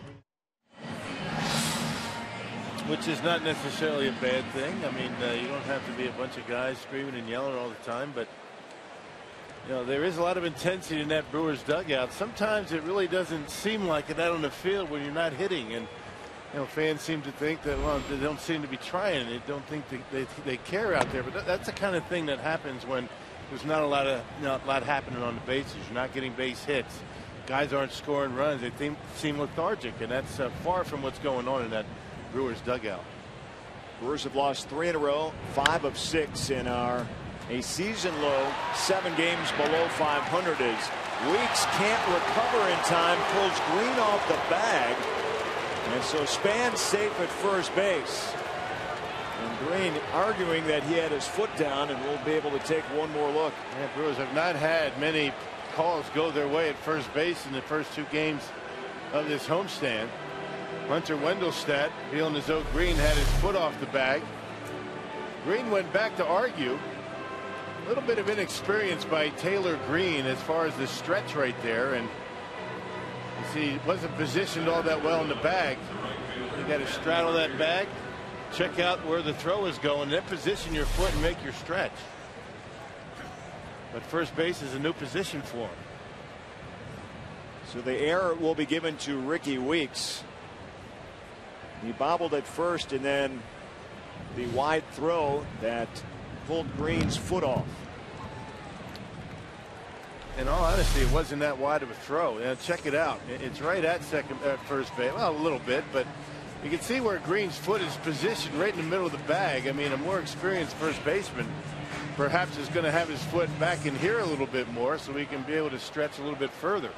Not a good throw, no, but I think an experienced first baseman is going to be able to help him out. Taylor Green making his 6th start of the season over at first base. Remember, he only started 2 games in the minors over there this season. He's really a third baseman by trade. But with the injury to Gamble, Ron Renicky trying to each day piece the right person over there at first base. And he's got some candidates.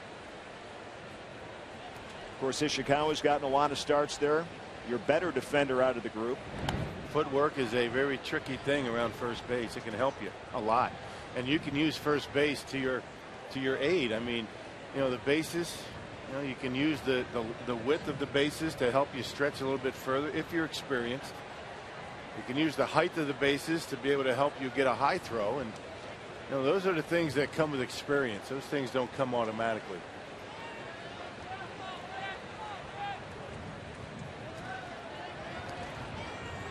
Keeping a close eye on Denard Span over there at first base.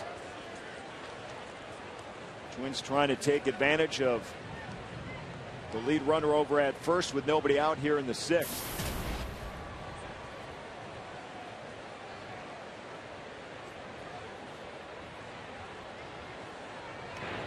Span has 4 stolen bases on the season in 7 attempts.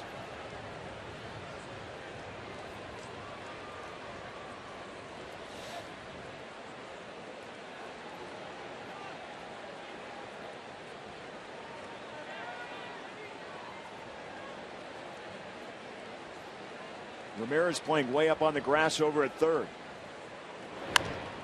And he slaps the single right past Ramirez, who is drawn up. And now Span moves into second. And Revere, I should say, is at second with the double. And Span in at third now. And a huge threat, second and third, nobody out for the Twins. Ben Revere, I mean, he has good bat control and uses his best asset, his speed. There's that high slider from Gallardo, able to get on top of it and just slice it down the line. Ramirez in and off the line. And that's why he wasn't able to make a play on it. And the Twins in business here in the 6th. And they've got their heavy hitters coming up. Josh Willingham, who leads the team in home runs and RBIs, sits in there now with nobody out, second and third.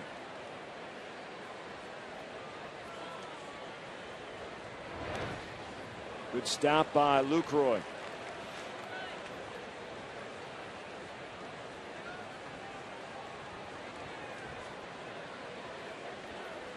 Willingham walked back in the 4th and was stranded at second base. This gives you an indication of what Ron Renicky, or the confidence that he has in his offense. You've got the 3-4 hitters coming up, and you've got the infield in with second and third and nobody out. Taking a big gamble here.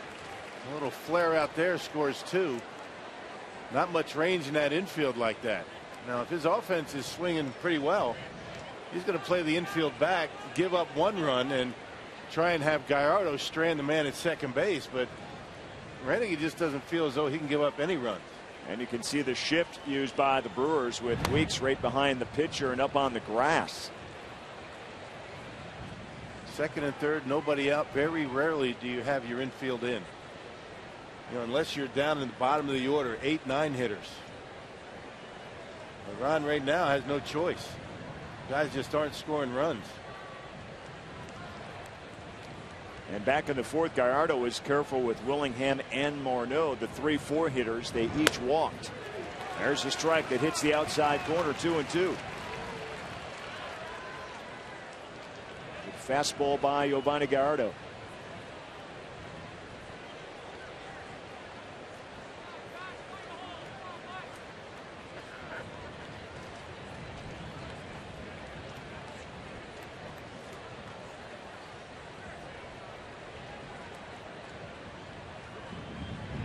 And a swing and a miss. And there is the first out as he strikes out Willingham.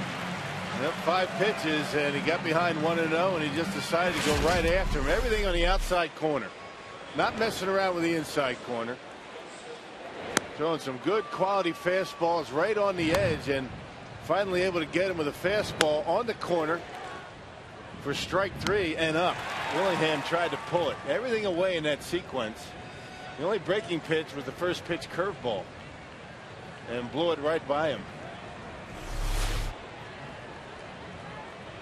Now Justin Morneau, and they will intentionally walk him to load the bases with 1 down and pitch to Brian Dozier.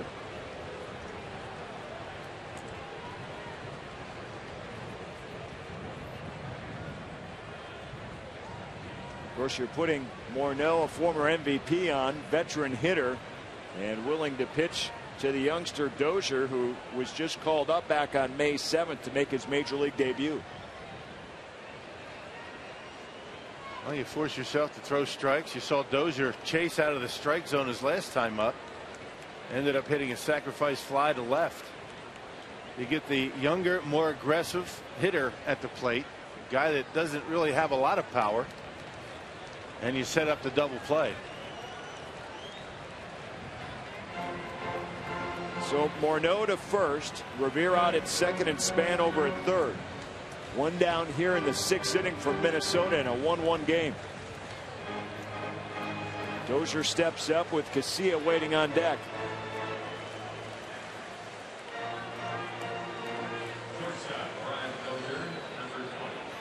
That was just the 6th intentional walk this season issued by Ron Renicky.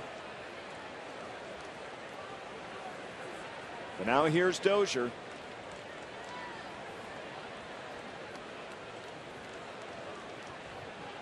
And that sacrifice fly back in the 4th. That plated Minnesota's only run so far. First pitch in for a strike.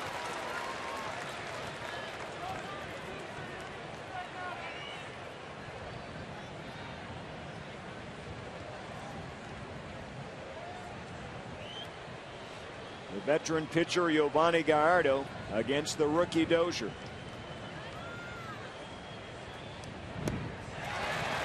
Another swing and a miss. So Gallardo ahead 2 strikes. Excellent breaking pitch right there, down and away. Dozier has shown to be a very aggressive young hitter. He's willing to swing it out of the strike zone, particularly with 2 strikes. So you figure Gallardo going to waste a couple here.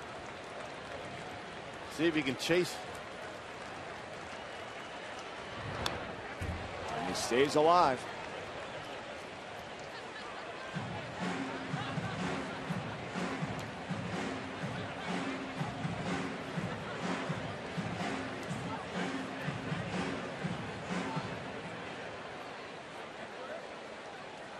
We saw an 11-3 game yesterday won by the Twins. It's 1-1 here right now in the 6th inning in game 2.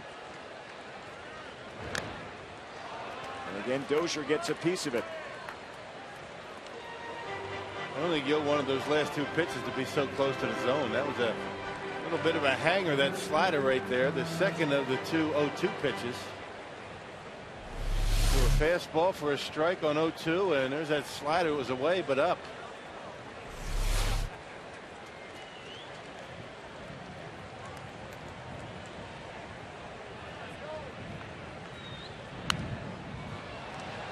And again, Dozier fouls one back.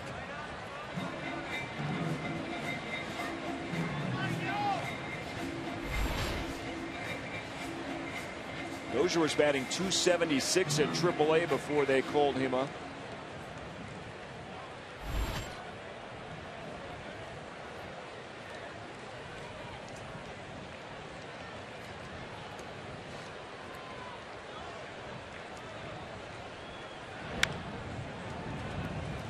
And again, staying alive here.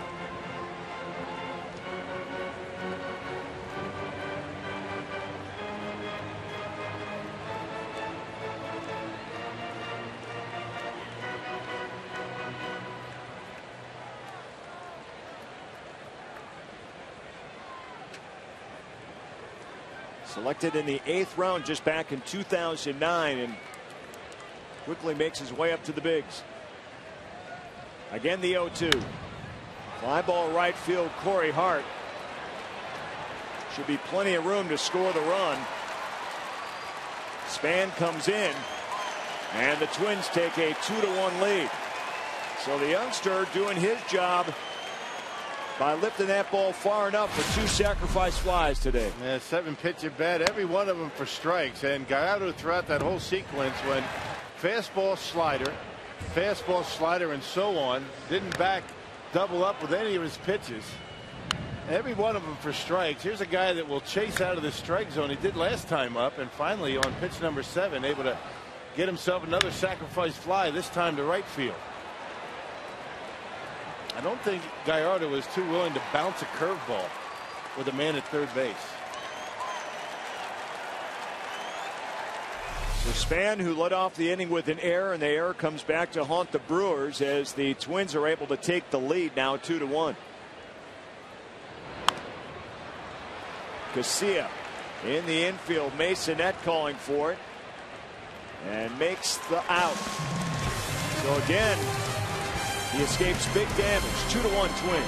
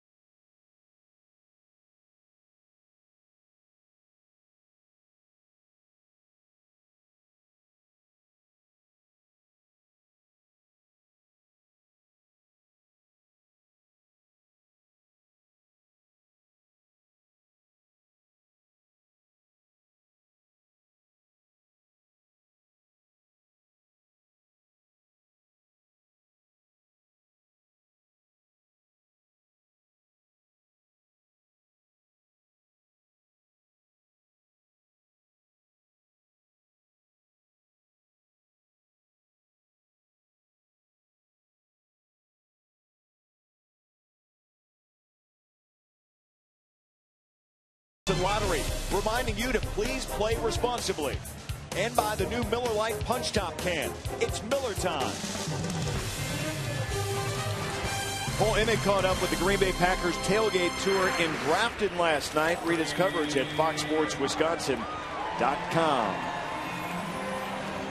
Beautiful afternoon for baseball here at Miller Park. Twins and Brewers interleague play, and Minnesota just grabs a 2-1 lead over Milwaukee. They have scored both of their runs on 2 separate sacrifice flies by the rookie Brian Dozier. I'll tell you what, though, you start an inning, second and third, nobody out. You got the 3, 4, 5 hitters coming up. You kind of feel lucky to give up just 1 run. Now Corey Hart to lead off the Brewers 6, top of the order for Milwaukee. He looks to bunt, and this one goes just foul.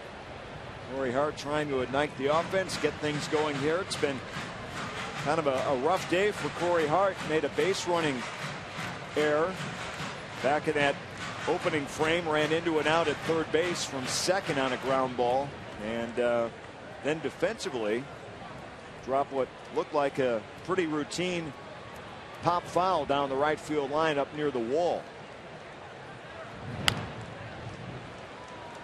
And again, this one chopped foul.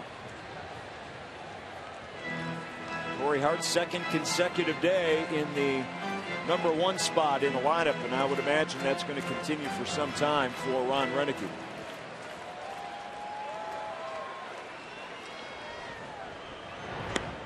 And Corey Hart strikes out.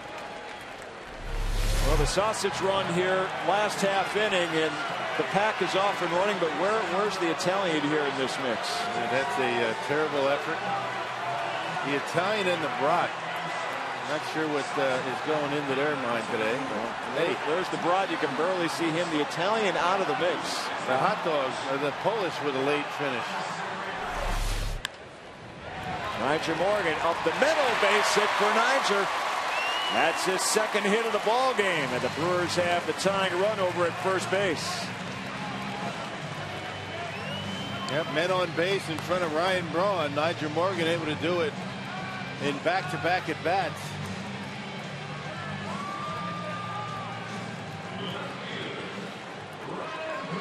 Number 2 hole has been pretty good for Ron Renneke in this series.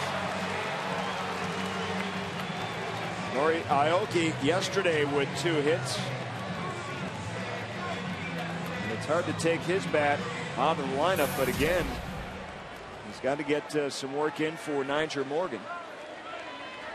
And Morgan, good numbers against Pavano in his career. .444 coming in and 2 hits here this afternoon.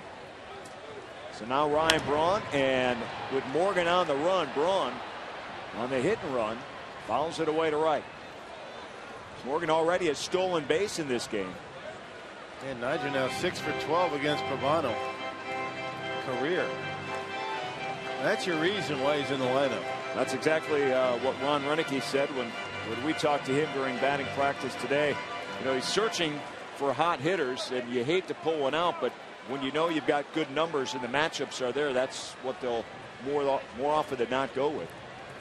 And Morgan not letting anybody down in that respect here this afternoon. That split-fingered fastball from Pavano has been a very good pitch for him, but really not the typical splitter. That's more like, remember the old fork ball they used to throw? That pitch is about 78 miles an hour. And not much velocity on it. Has a very big break. There's the grip.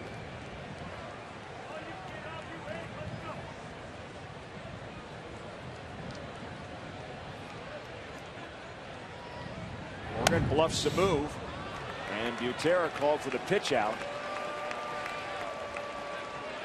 Let's take a look at our Jimmy John's high-speed delivery for Pavano at 89, Gallardo at 94. And the shape that Pavano's shoulder is in 89's probably bad. Pretty good for him right now. Yeah, not bad. He was topping out at about 86, 85, 86 a couple of starts ago.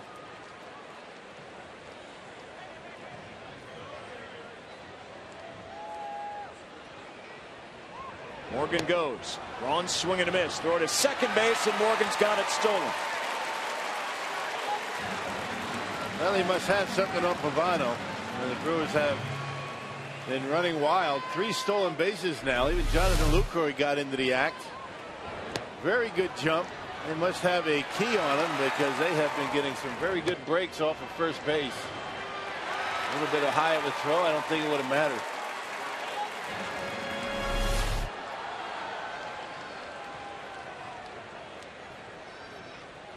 Five stolen bases on the season now for Nyjer Morgan, 2 today.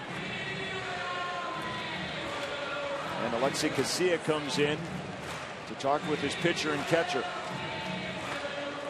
The sign straight out there, likely with Morgan sitting at second base now, and a 2-2 count to Braun. Maybe want to change up the signs. Nyjer was out there a while in the 4th inning. And the sequence of signs, you change up if the guy's been out there for a while. Relay what's coming.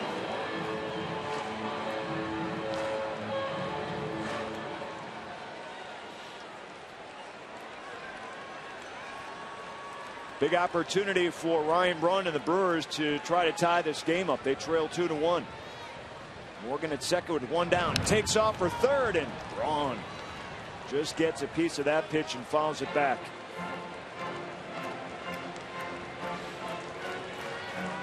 Morgan itchy to run today. He's already got 2. Picked a good pitch, a splitter. It takes a while to get there, but with 2 strikes, Braun has to protect.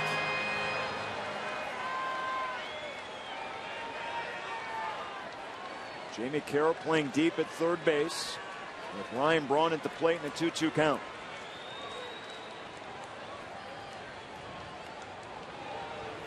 And Pavano keeping a closer look at Nyjer Morgan. I mentioned that Pavano was making his 300th appearance in the majors today. 159 of his starts are quality starts, and he's right in that range right now here in the 6th inning.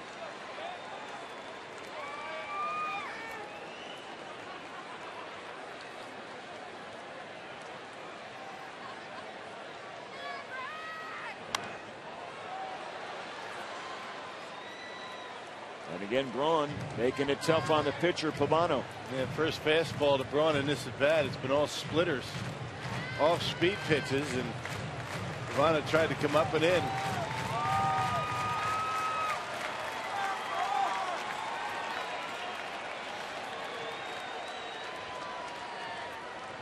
Pavano won 18 games with the Marlins back in 04. That's his career high, in 17 with the Twins 2 years ago. Run to left, base hit. Morgan had to hold up, and now Eddie Cedar waving him home. He'll easily score, and Ryan Braun delivers the game-tying RBI.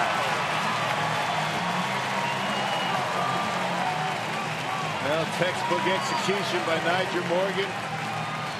Single up the middle, stolen base, and Ryan drives him in. Tried to come up and in again with a fastball, but this time Ryan ready. In off the plate, our Pizza Hut delivery of the game, a Ryan Braun base hit with 2 strikes to drive in Nyjer Morgan.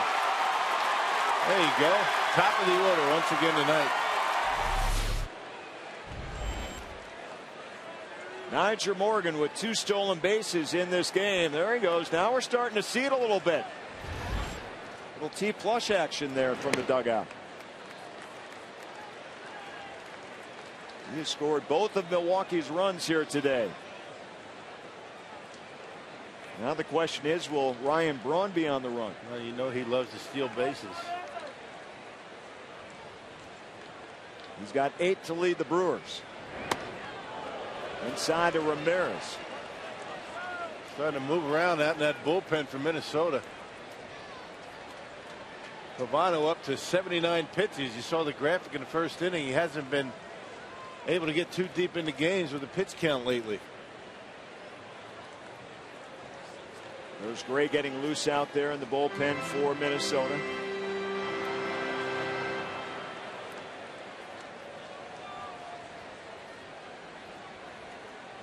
Ramirez, who's 0 for 2 in this game. And Pavano holding Braun closer to first. 2-2 game here in the 6th inning.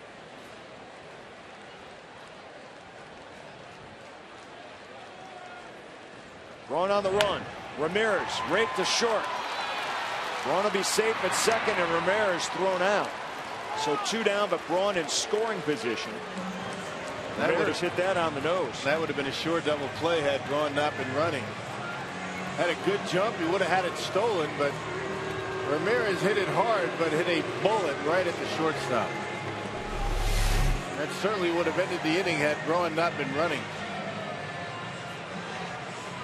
Once again, good hands by Dozier. And able to get the out at first.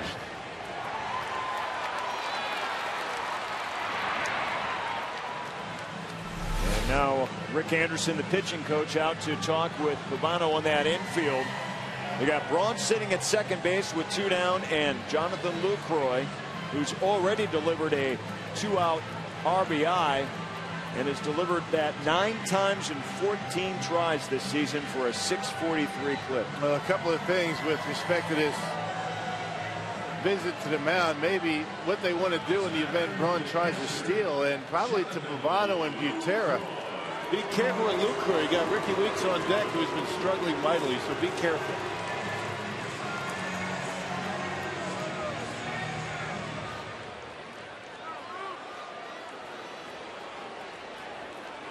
Lucroy singled home Niger Morgan back in the 4th, and we're going to put Luke on. That's exactly what they were talking about.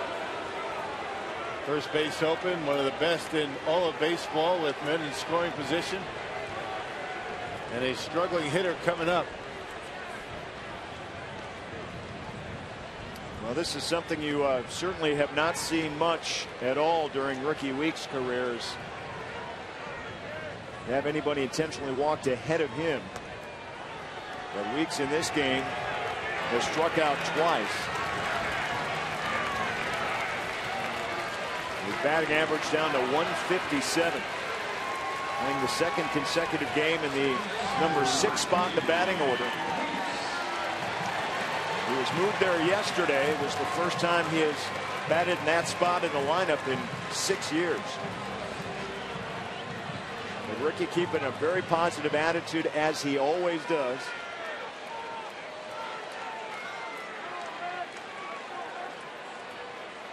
Let's see what he can do here with 2 down. Outside. You know, it's all about being patient for Ricky. It seems like he's behind in the count just about in every at bat. Good patience on the splitter from Pavano.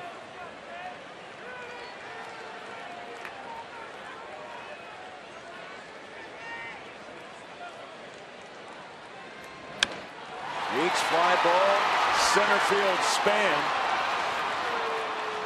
And that'll be the final out in the 6th inning. But the Brewers are able to tie it up 2-2 as we go to the 7th.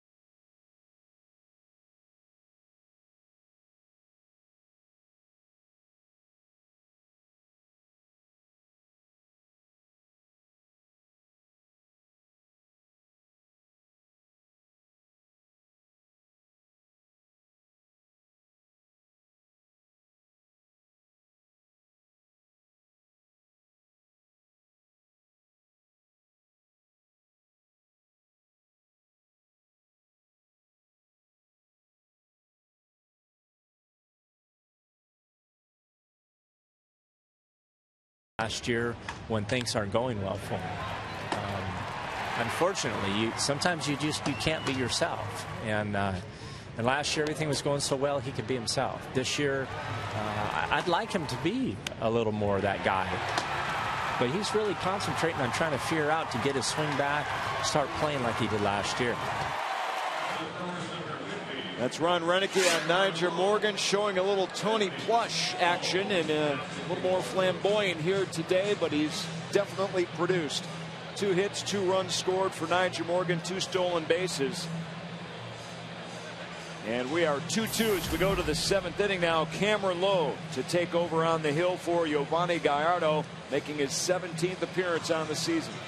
Yeah, last pitched on Thursday against the Astros, and through a scoreless 6th inning. Included a couple of strikeouts. Has not allowed a run on the road this year. That's interesting. That covers 10 1/3. So another good start by Giovanni Gallardo. 4th consecutive quality start for Yo. Yeah, Yo, 6 innings, just 3 hits, 2 runs. Only 1 of those were earned. Walked 3 and struck out 3. Pitch count ran a little bit high, had a laborious, I should say, 4th inning. Which one is it? I have no idea. You asking me about grammar? That's your department, pal. I think it's laborious. Okay, we'll go with that one. First choice. That would be my guess. All right. Mike? Labored? He labored. So we're completely changing it, says Mike. He labored. That's pretty good. All right, I'm all set for tomorrow. Yeah, any questions like that, go to Mike. Mike, the retired school teacher.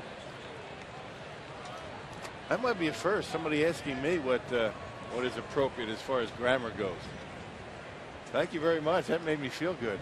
After all these years. Yeah. Drew Butera leads off the 7th inning now for the Minnesota Twins. And first pitch from Cameron Lowe, I should say the 2-0 count into center field, a base hit. So the lead runner out at first base now for Minnesota.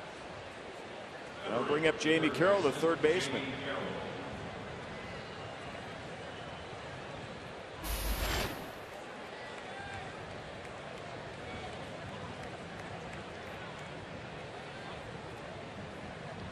Carroll 1 for 2 in this game, single back in the 3rd inning.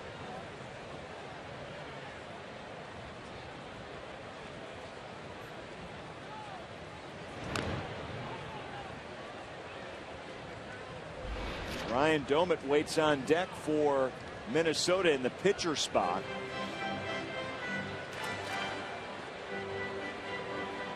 There had been some question earlier this week. The Twins were about to put him on the disabled list, and then turns out he wasn't as injured as he thought. And so they kept him active.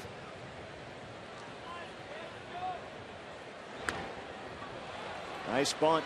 Taylor will field with Weeks covering first base, so the sacrifice complete, and the runner advanced to second base.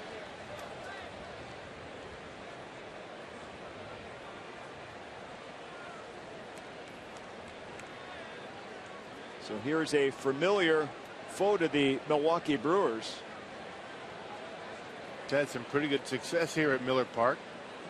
He's a catcher. He's a 3rd catcher. You play him in the outfield. First base, designated hitter. And he's got some power, which is why the Brewers are, or it looks as though they're going to walk him.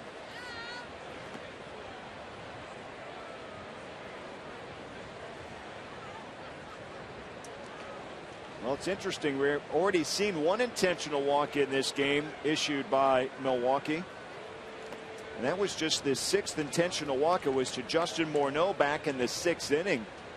The 6th of the year, and now we're going to see 2 in consecutive innings here. Well, Doman in 110 at bats has 5 home runs. He's done a nice job driving in runs. So you intensely walk the pinch hitter, the switch hitter Doman, to bring up the top of the order.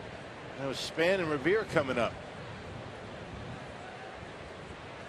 And you saw Juan Perez warming up in the Brewer bullpen. The Brewers making a move today, sending out Vinny Chalk for assignment and calling up Juan Perez, a left-handed pitcher who Could very well be making his first appearance with the Brewers on the big league level right here as Ron Renneke comes in to make the move. So Cameron Lowe out, Perez set to come in. We'll have more on that when we come back.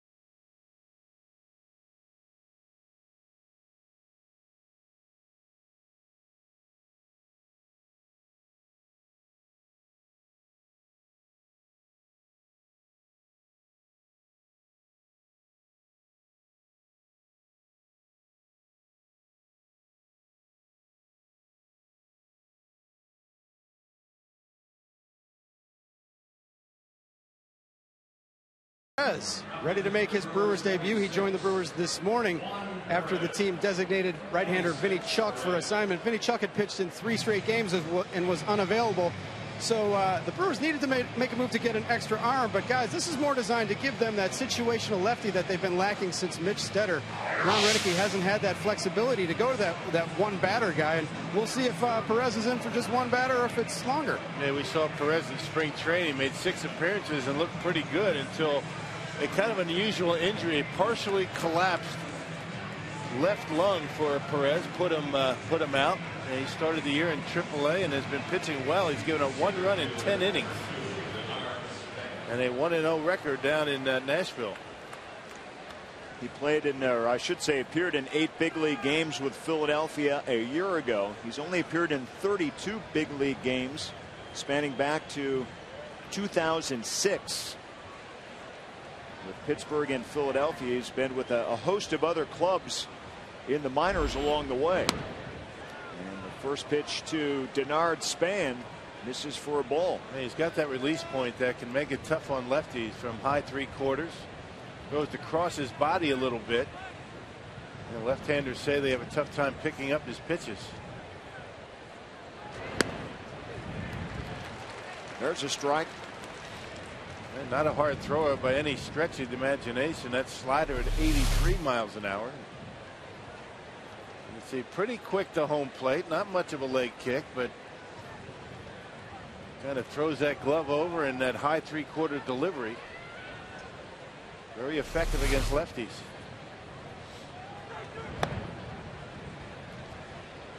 Going away 2-1. Perez, not young. He's 33, but again does not have a lot of appearances on the major league level.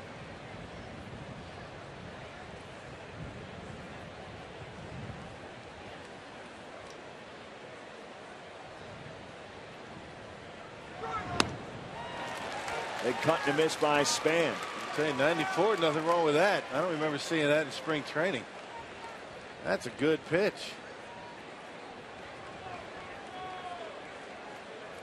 Yeah, you mentioned it. The Brewers, Rick Kranitz, Ron Renneke really liked his stuff in the spring. That collapsed lung, and no one was sure what was going to happen after that. That was not considered real serious, but obviously it stops your progress pretty good. Yeah, well, you got to get shut down completely and then build yourself back up again. It would have been a long shot for Perez to make the team out of spring training anyway. 2-2 miss is now full. But all the injuries that the Brewers have had to their pitching staff and their guys coming up and down, you would have expected had he not gotten hurt. He might have been one of the first to come up.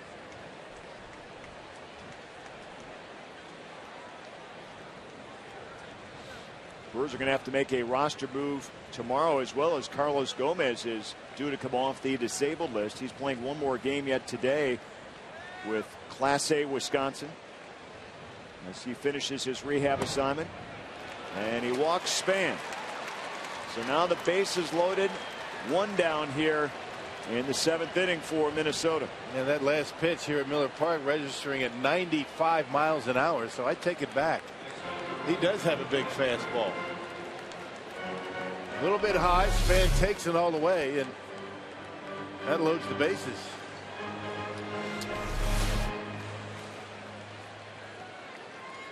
And bring up Ben Revere. He has doubled each of his last 2 trips up to the plate.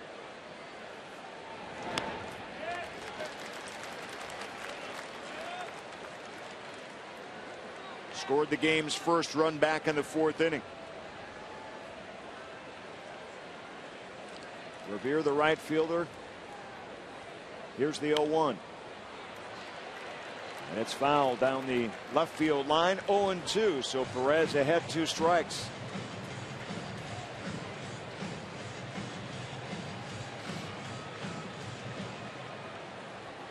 Perez signed with Boston back in 1998. He was with the Mets organization, the Pirates, the Braves, the Dodgers, the Phillies, and now Milwaukee. Ooh! And Revere gets hit. And he's in some pain. And the Twins will take the lead on the bases loaded hit batter. Yeah, that was not even close. Up and in, and Ben Revere very lucky that didn't get a piece of him in the face. Check this out. Wow. Right off the arm. He's able to get the head out of the way, but got him on the arm. And right on the forearm.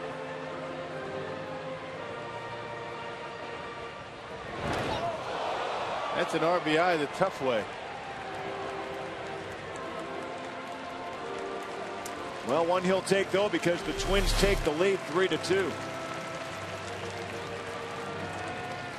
So Revere okay. He's at first. Span moves up to second. And Domet to third. Butera scores the go-ahead run.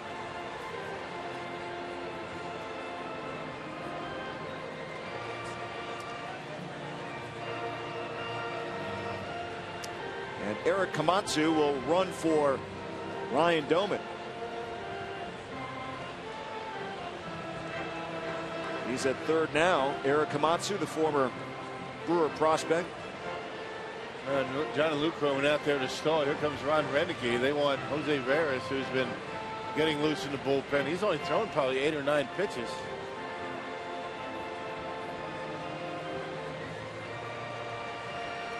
And so a tough Brewer debut for Perez. He leaves. The Twins have the lead, and here comes Veras.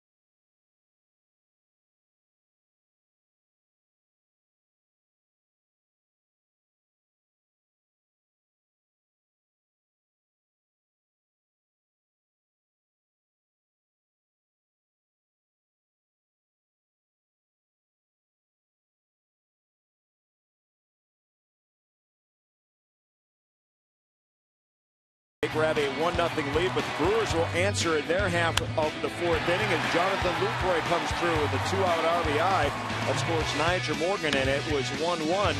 Then in the sixth, it's Dozier again. Another sacrifice fly this time to right. 2-1 lead for the Twins. And in the sixth, Ryan Braun comes through with a good at-bat and an RBI single to score Nigel Morgan. Morgan has scored both runs for the Brewers. And then here, Revere gets hit with the bases loaded. On a 1-2 count. I mean, Veras had him right where he wanted him, tried to get a fastball by him and hit him. The danger of pitching inside with the bases loaded. So Perez out and Veras in now for Milwaukee in a tough situation here. One down, bases loaded for Minnesota. They pitched an inning last night, gave up 3 hits and a run. Veras has been struggling as of late, and coming in a big situation here today. So Komatsu over at third, Span at second, and Revere over at first for Josh Willingham, who's got the big power numbers for Minnesota. 0 for 2 in this game with a walk back in the fourth. 8 home runs, 24 RBIs. So Willingham at the plate with the bases loaded. Morneau waits on deck. First pitch misses. 95-mile-an-hour fastball.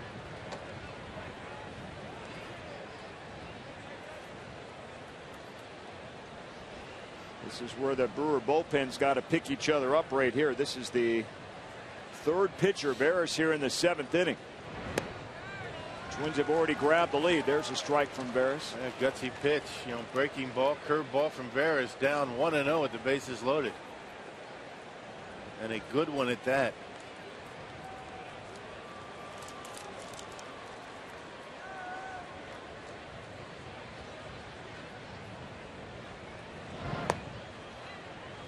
And the 1-1 misses. 2-1. Veras came in late in the game last night and was working on his curveball. He threw a lot of them, and it appears that the curveball is a much better pitch for him today. He's got a better break on it.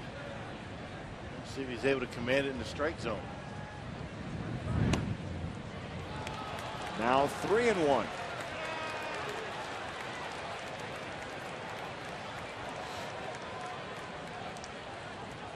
Concerned look from Ron Renicky.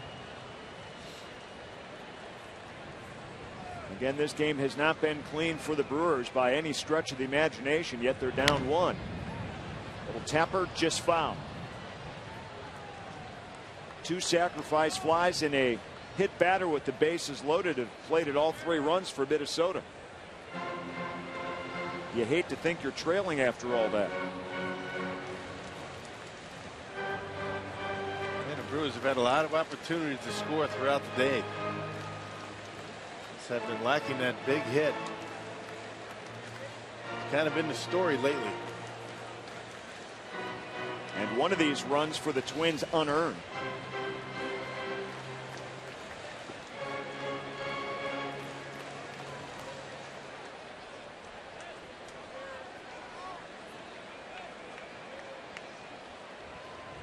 Josh Willingham waits. Here's the 3-2. And again, he fights it off.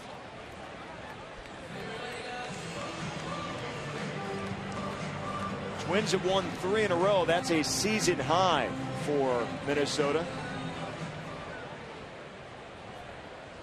They're feeling the juice right now. They just grabbed the lead on the Brewers.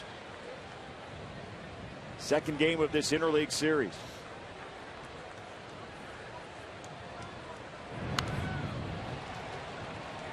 That's a nice pitch by Veras, but Willingham able to fight it off. A breaking ball on a 3-2 count. Willingham able to get a piece of it. Good pitch. See how Willingham has been right on the off-speed pitches in this series.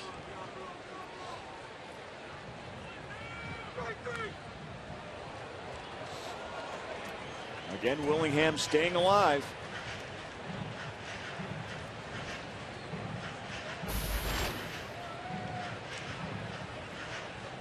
8 pitches in this at bat alone for Willingham.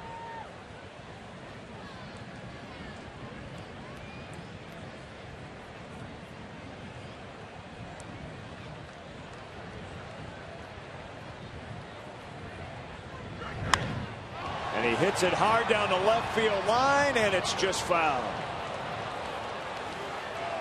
Took a nice easy stroke, but pulled it a little too far. Yeah, pitch number 9 right down the middle, and Willingham just a little bit out in front. Hit it hard. Let's see if Harris decides to go back with a curveball. He was right on that last fastball. Willingham homered in yesterday's game.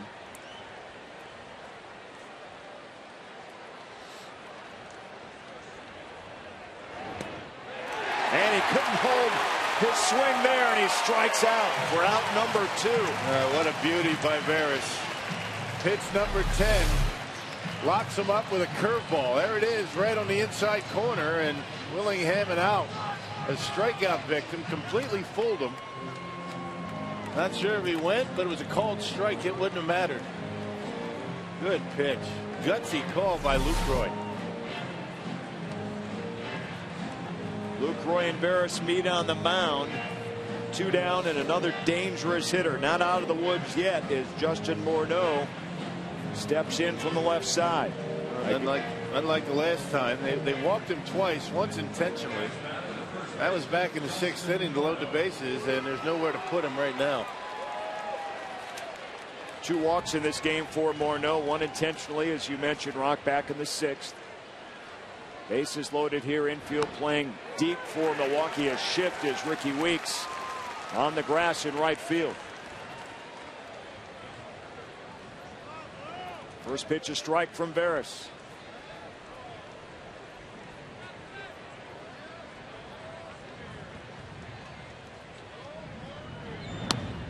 There's another one. Morneau doesn't like it. Hit the inside corner. A little comeback two-seamer. Started in off the plate. Ended up catching the inside corner.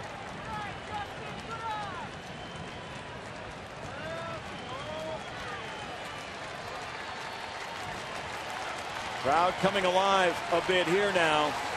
They know this is a big out for the Brewers to get right here.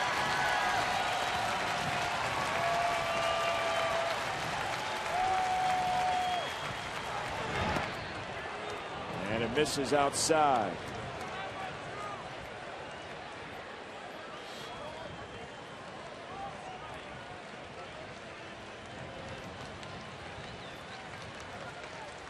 Giovanni Gallardo was able to escape big damage in the 4th and 6th innings, giving up single runs.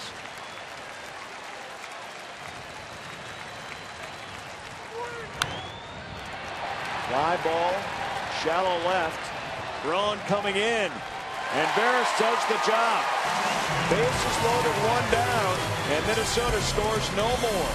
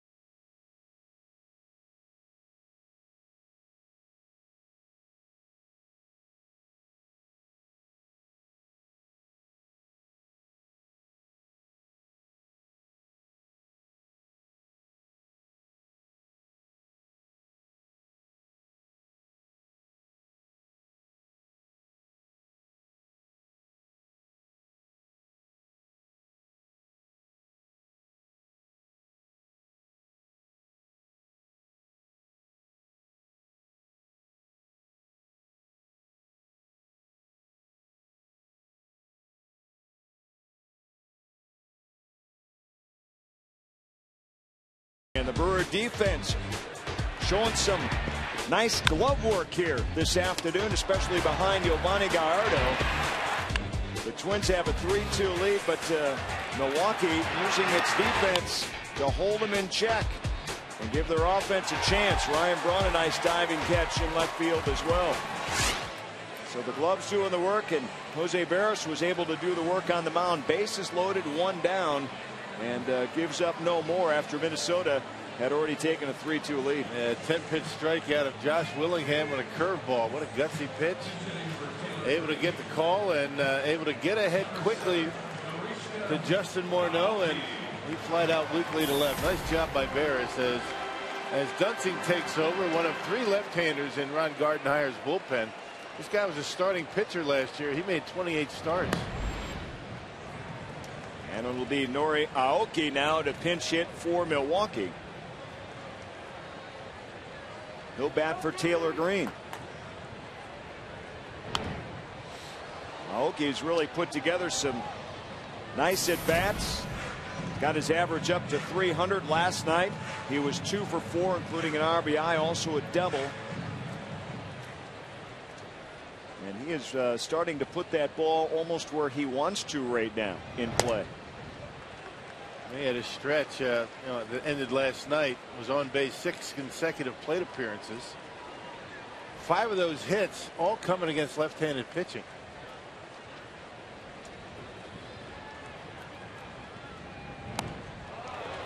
Big cut and a miss right there by Aoki, high and tight.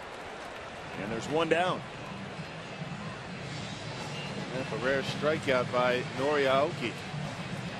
And Dunsing gave him a pitch up and in, and Aoki went for it.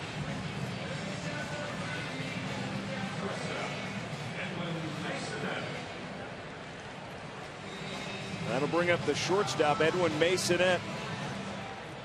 So part of his glove work in that last package of defense we showed you by the Brewers here this afternoon. Hit only his 2nd career home run a week ago today here at Miller Park. It was a grand slam. Right-handed batter against the left-handed pitcher, fouls one back.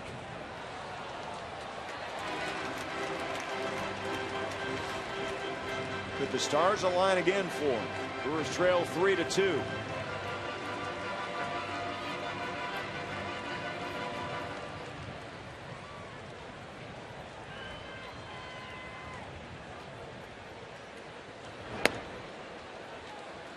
Two and one as the fastball misses to Masonette.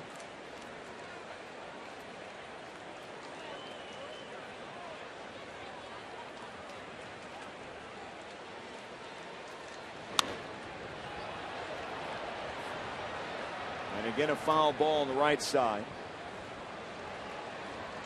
Brewers with 2 runs on 5 hits, 2 errors in this game. One of those errors cost them an unearned run. The last 3 games have not been very good defensively for Ron Renicke's group. 4 errors in yesterday's game, 2 more today. Masonette, soft liner caught by the third baseman Jamie Carroll. 2 down. Dunsey's got a nice live fastball at 93, 94. Slider to go with it. He'll throw a change up, maybe turn something over to a right-hander, but he's got a good arm. Talked about the fact that he made 28 starts last year for the Minnesota Twins.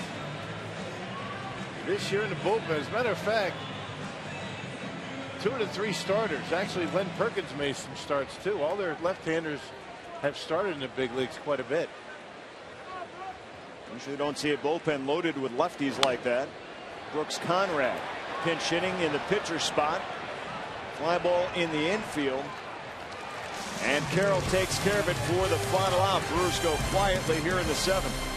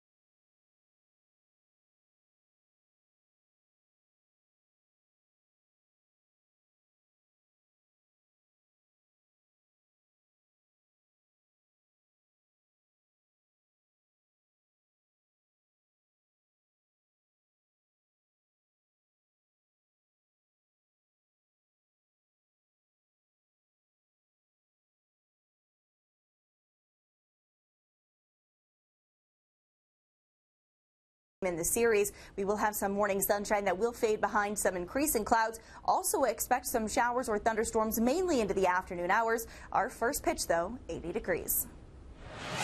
All right, Valerie, thanks very much. And tomorrow our coverage of Game 3 starts at 12:30 as we take a look at our Miller Lite What's on Tap. Then Monday, the Giants come in to start a 3-game series here at Miller Park as well.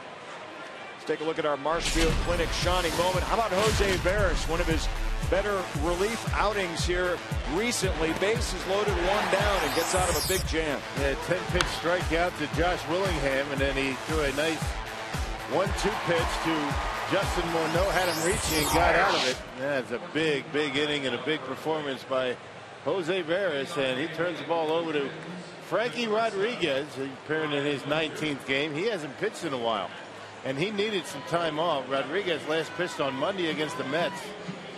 Gave up an unearned run in an inning of work. And so K-Rod takes over on the mound, and Brooks Conrad, who pinch hit in the pitcher spot to end the 7th inning, takes over at first base for Taylor Green. Ryan Dozier, who's knocked in a couple of runs for Minnesota on sacrifice flies, leads off the top of the 8th for the Twins. He's had some good at-bats to produce those 2 sacrifice fly RBIs.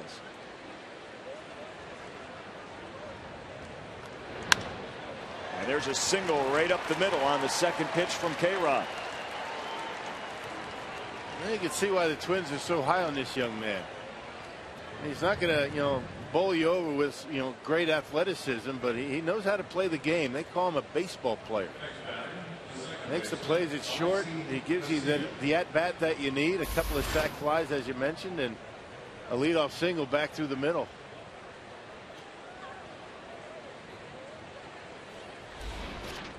So Dozier at first, Alexei Casilla now steps in against K-Rod. And he tries to bunt but fouls it back. Twins up 3-2. They'll gladly put Dozier in scoring position to try to bring him around and increase their run total. It was around this time yesterday the Twins were able to really start pulling away from Milwaukee.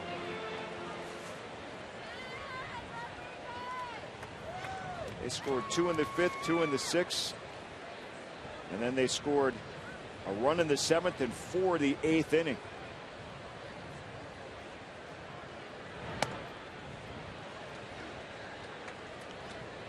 And Dozier without a stolen base attempt in his limited time with the Twins so far this year. I guess if you're going to take off, this would be a time to do it. K-Rod takes a while to get rid of the baseball. Be tough to throw him out.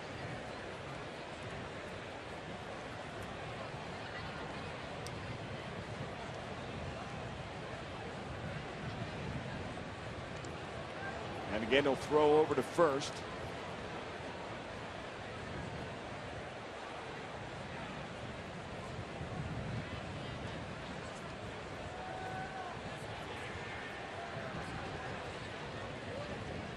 Carl Pavano, 6 strong innings for the Twins. He's in line to get a victory if Minnesota can hang on.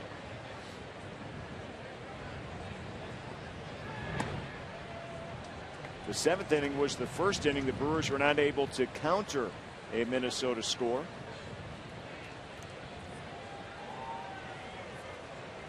They did it in the 4th and did it in the 6th, but not in the 7th.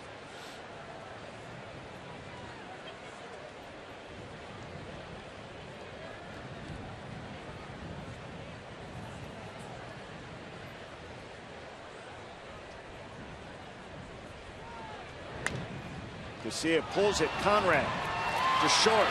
The relay to K-Rod, and Casilla safe. Close play. The Brewers get the lead runner at second base.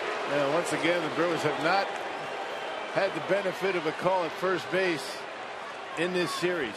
Every close call has gone the way of the Twins. There's a nice play by Conrad. Gets rid of it quickly. Rodriguez able to get over there. close play, but he's safe.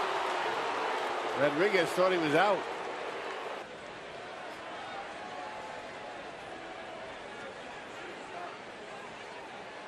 And a good call by Hunter Wendelstedt. Clearly safe. So Casilla over at first for Drew Gutierrez. Minnesota's catcher here this afternoon for Pavano. Pitch out, nothing going. Now Casilla is 6 for 6 in stolen bases this year. This guy can run. You figure he's going to want to take off. Do you dare do back-to-back pitch outs? Because I bet he's going on this pitch. He's leaning that way. Well, he's going to hold. And there's a strike from K-Rod.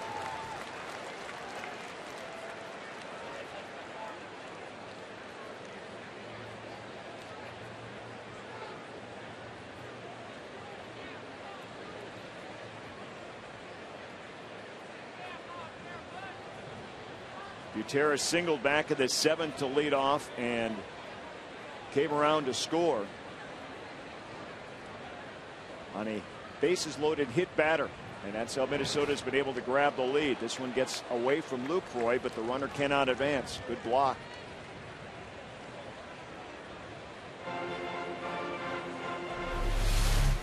Well, you call the breaking pitch by Rodriguez, you better be able to square up and keep it close, and he does.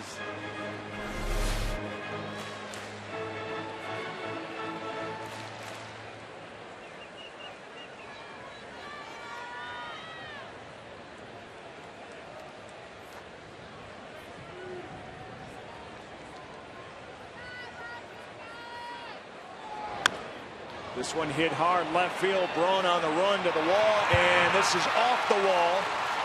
They're going to hold the runner at third. Gutierrez slides into second with a double.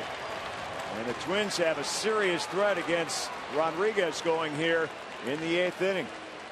And Gutierrez hit one right on the screws his last 3 times up. There's that fastball that leaked down the heart of the plate, and the Twins catcher able to hit it hard off the wall and left. And Dozier thought about being able to score. I should say Casilla. They hold him at third base. That ball was hit too hard to score even Casilla.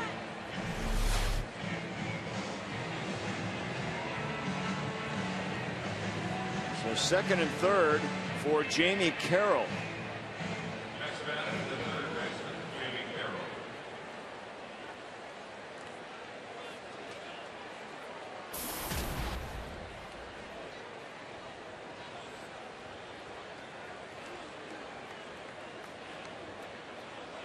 Look at that Brewer defense. They will play in. They trail by a run. First pitch outside for a ball. And Jamie Carroll, an ideal suicide squeeze guy up at the plate, but with the bases loaded, it's only a force. You don't have to make a tag, so it's a little bit more difficult to pull it off. Plus K-Rod's in the stretch.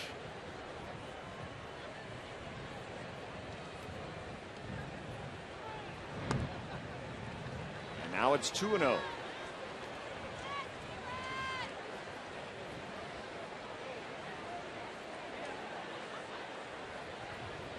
Trevor Plouffe in the on-deck circle for Minnesota.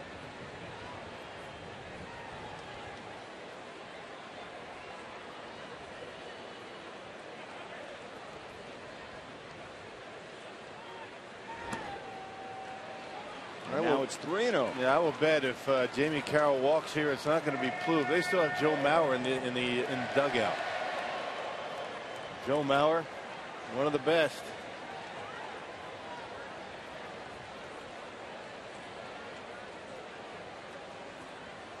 He did not start a catcher today. There's a strike from K-Rod.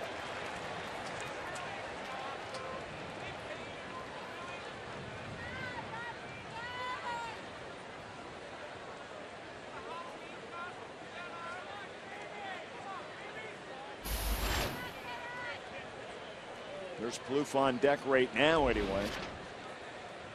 Here's the 3-1. Right up the middle, base hit. And to hold the runner at third base. 1 run in for the Twins. They take a 4-2 lead. Butera held at third. Casilla in, and it's now a 2-run cushion against Francisco Rodriguez. A pesky hitter, and that pitch wasn't a bad one. It was away, a little bit up, but Jamie Carroll didn't try and pull it, and with the drawn in infield, able to sneak it into center field.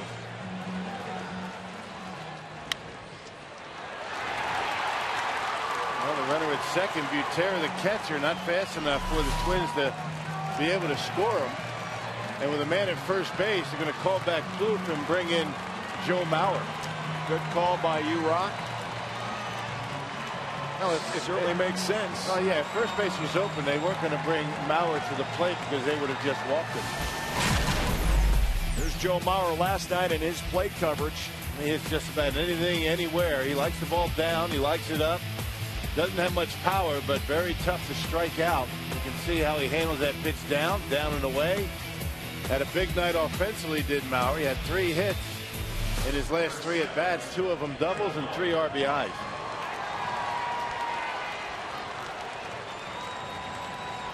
So runners at first and third, 1 down for the Twins. They already have a run in here in the 8th inning.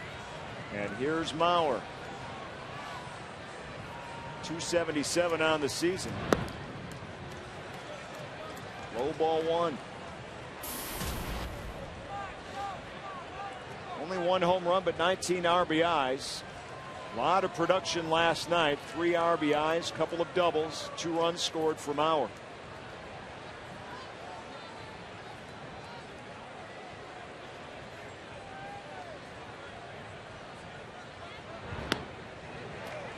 There's a strike from K-Rod.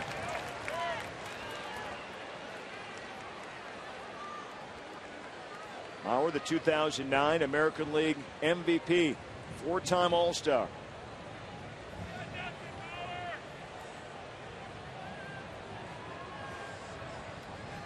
Only played in 82 games a year ago.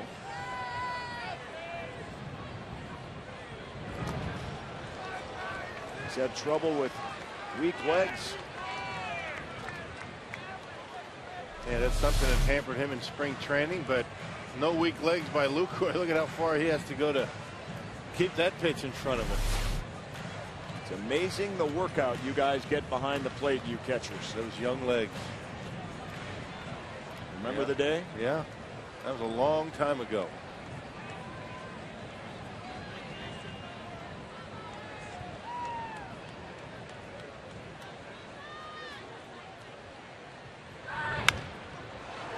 Mauer to second. Weeks. Masonette. There's your double play. Twins able to get 1 more. And they take a 4-2 lead at the bottom of the 8th.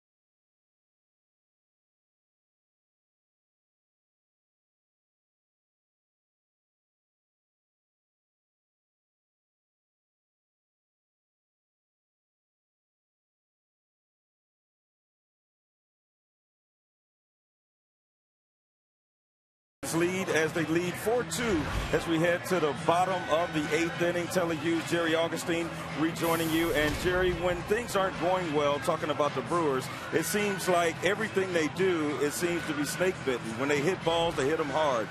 Giovanni Gallardo only gives up 3 hits, but the pitch count gets him. Yeah, you know, even Ron Renick in his pregame talk was talking about, you know, things are just going the way they want them to go, and he smiles because they're just struggling. Can't get any consistency in anything they do. They hit a couple balls hard today with runners in scoring position right at somebody. Hopefully they'll be able to get some guys on base, get a couple base hits. That'll solve everything. Well, they still have a little more time left, and after today's game, we'll have Brewers Live Postgame, and it's going to feature our instructional. We're talking about the different styles of commanding the strike zone, and Jerry Augustine will have a Hall of Famer in Fox Sports North's Bert Blyleven joining us. So should be a lot of fun down on the field after the game, Craig. All right, looking forward to that for sure. Jared Burton now on the hill for the Twins as the Brewers go to the top of the order now to start out the 8th inning, trailing 4-2. You know, as we've seen, this is a strong point of the Twins. Their bullpen, they've been very good, including Burton. His 17th appearance and a .368 earned run average, and he's only walked 2 guys in 14 2/3 innings. And he faces Corey Hart to lead off the Brewer half of the 8th inning. Corey led off the game with a double, then ran into an out at third base in that first inning and has struck out twice since. So let's see what Corey Hart can do as Milwaukee's starting to run out of time here, but down only 2 runs. You remember Jared Burton as a member of the Cincinnati Reds. His first year with the Reds back in '07. His first year in the American League. He's got a good arm.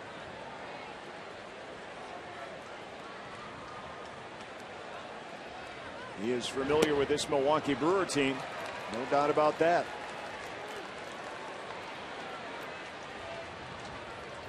And he's ahead of Hart, a ball and 2 strikes.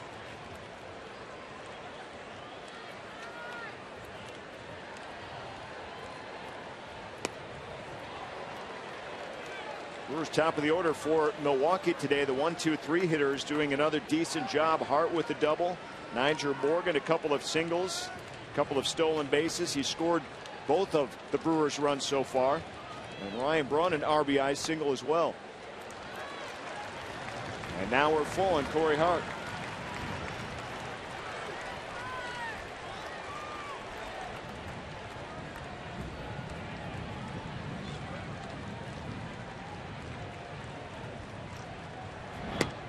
And Corey strikes out for the 3rd time now in this game. So 1 down, and Niger Morgan, who is flashing T+ a bit earlier in this game, very productive at the plate and on the bases as well. Yeah, doing what he has to do, get on base and, you know, make things happen in front of Ryan Braun. Braun able to drive him in the 6th inning after Niger singled and stole a base. Number 2 spot in the batting order has been pretty good for Milwaukee the last couple of days. At the plate, presented by Wendy's for Niger Morgan. There you go in the 4th and 6th innings. His singles and stolen bases and scoring a run each. So he got the T+ going, the big T, and he's yelling, "Let's go, let's go." He's trying to fire up the dugout a little bit. We haven't seen that hardly at all this year. That's the first time I've seen it today. Made me laugh. I'm sorry. We'll see whether it makes you laugh or it fires you up, right? Either way, it gets the blood flowing a little bit. Yeah, that's what it's supposed to do, right? That's right. Create some emotion, get something going. Let's go, boys. Ron Renick talking about Niger Morgan before the game, that very topic. It's hard to feel that way and display that kind of emotion unless you're productive. And obviously, hitting under 200, you don't feel productive. But today he has. And it just doesn't work if you're not, you know, swinging the bat and contributing. And Niger made an effort in the offseason, came into spring training with a different persona, if you will, different attitude. And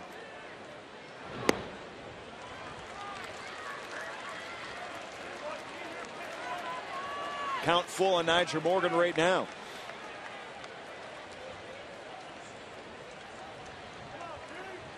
Jared Burton on the mound for the Twins with 1 down. This one hit well into the gap. And it's going to fall in there for a base hit. Nigel Morgan, his third hit of the game, so he's over at first base. That brings the tying runner to the plate. In the form of Ryan Braun. Yeah, Nigel Morgan, a good at bat, a 2-strike base hit for him. Fastball, a little bit down in the trademark, and splits the seam between the outfielders.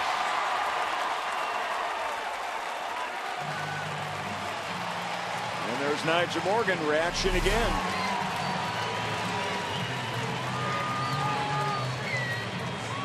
If you're a Nigel Morgan fan, you like to see what you've seen today. He's gotten on base. He's stolen bases. He's scored runs, showing emotion.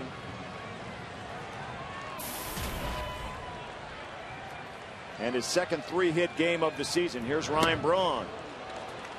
He's not wasting any time. Goes right after Burton's fastball and misses.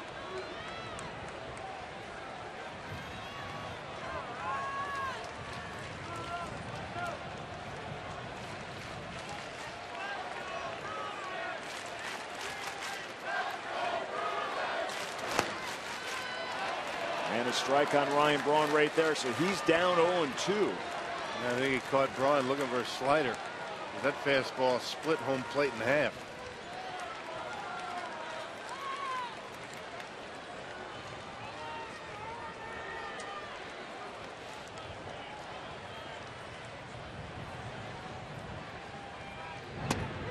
Called strike 3 in the outside corner on Braun, and he's shaking his head. Yeah. 3 consecutive pitches. Yeah, a couple of hitters that are shaking their heads on that, but that looked like a pretty good pitch. I mean, a little bit too close to take, I guess. And Bob Davidson rings him up.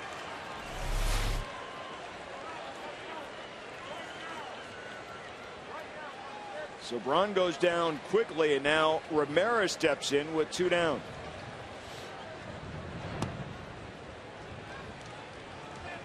Burton struck out Corey Hart to begin the inning, then Morgan singled, and then he struck out Ryan Braun.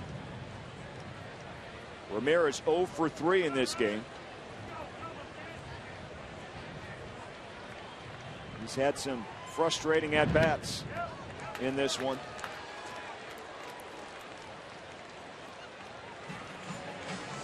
And now Butera will go out and speak with his pitcher.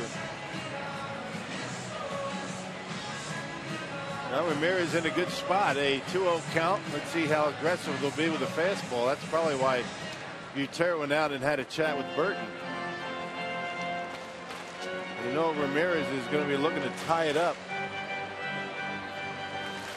Well, Ramirez had a 12-game hitting streak going and now hitless in his last 14 at bats.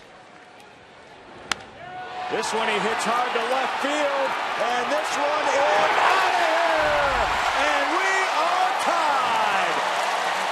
What a way to break out of it.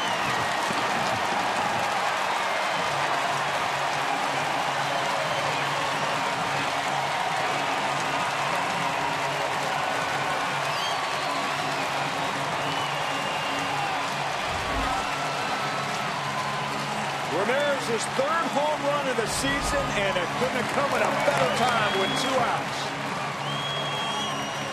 Well, he did a good job being patient. He got the count in his favor, got a fastball, and rode it out of here on the line. That's a way to do it. Maybe that'll get him going.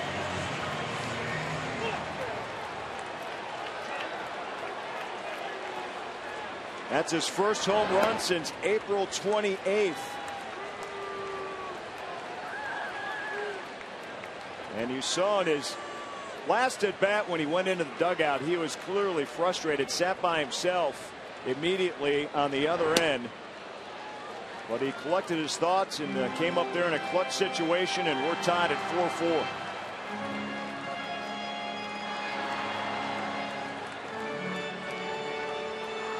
That's what Brewer fans have been waiting to see, and they got to see it here this afternoon.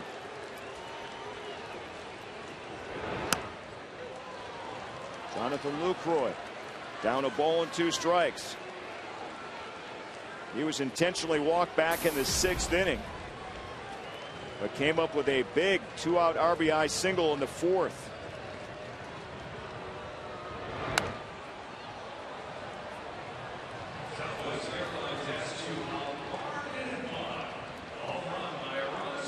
So the Brewers have battled back in this one to tie it at 4-4 thanks to the Ramirez home run.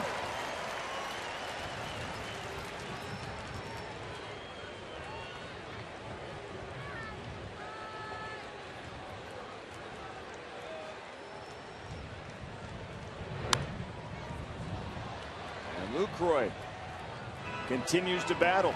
Yeah, that was right down the middle, too. I mean, Burton, the home run pitch to Ramirez, a 2-0 fastball down the middle. He just gave Luke one on a 1-2 count. Getting a lot of the plate.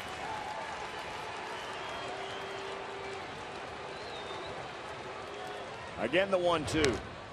And again, Lucroy stays alive.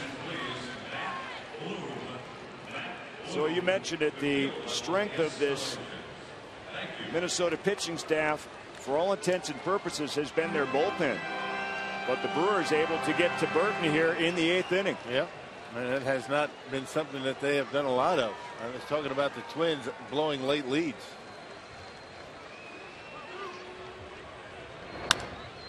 Lucroy lifts one into right field, and catching it down the run there is Span for the final out of the inning.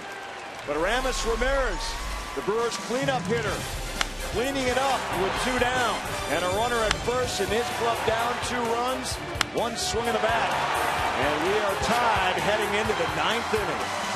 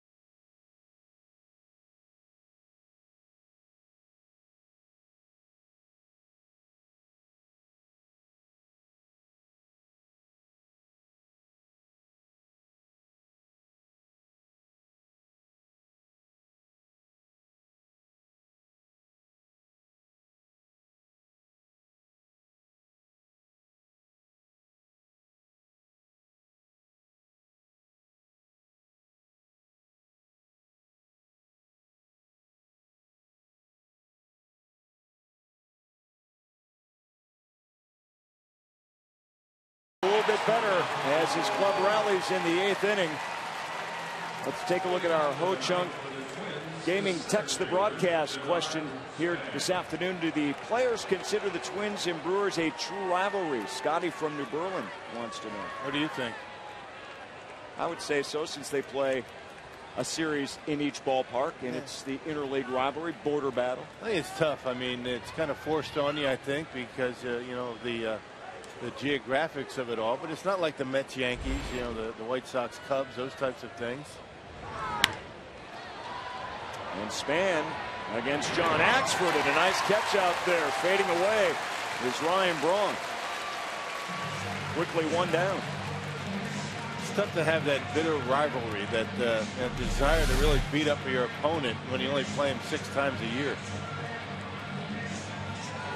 Nice catch by Brawny out and left.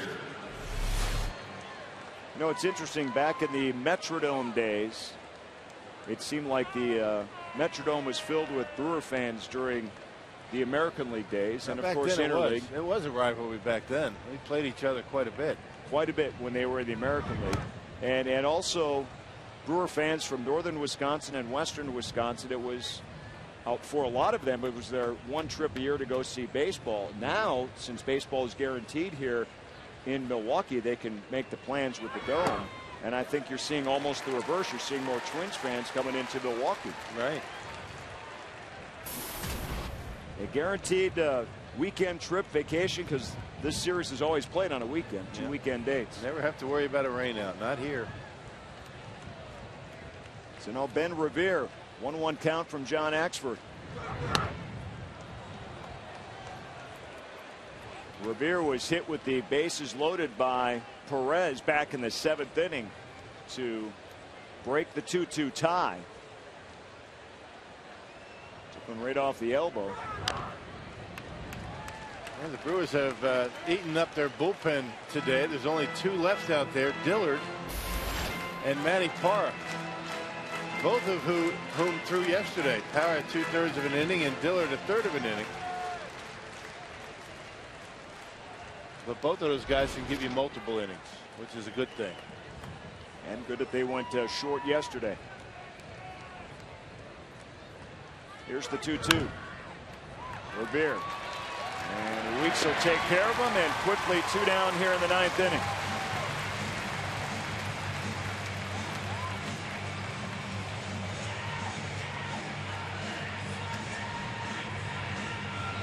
That'll bring up the number 3 hitter, the left fielder, Josh Willingham.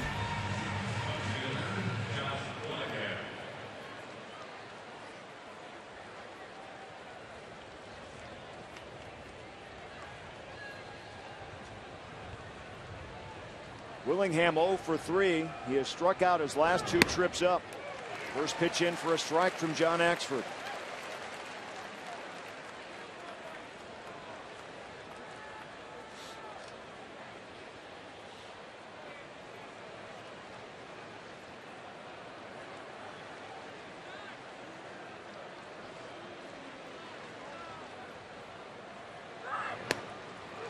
Another strike in, 0-2. Yeah, that's a tough pitch for anybody, particularly a guy like Willingham, who is a very good middle speed hitter.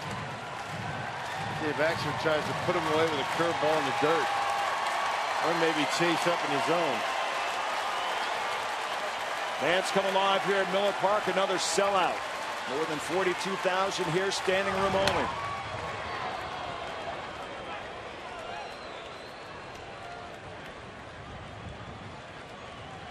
Otherwise, you couldn't ask for anything better here on a Saturday afternoon baseball game.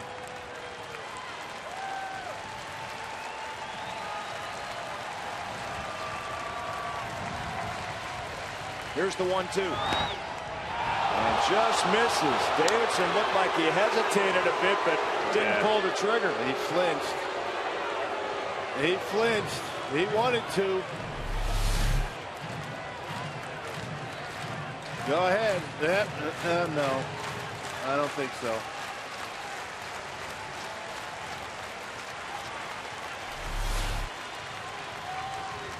Axford again. And again, Willingham fouls it back.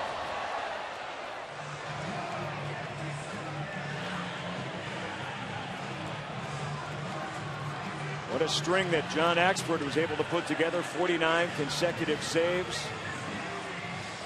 That ended last Friday night.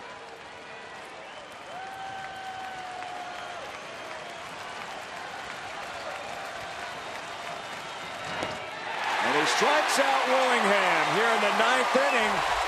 And the Brewers have a chance to come up and win this thing. We are tied 4-4, and Ricky Weeks will get things started for Milwaukee when we come back to Miller Park.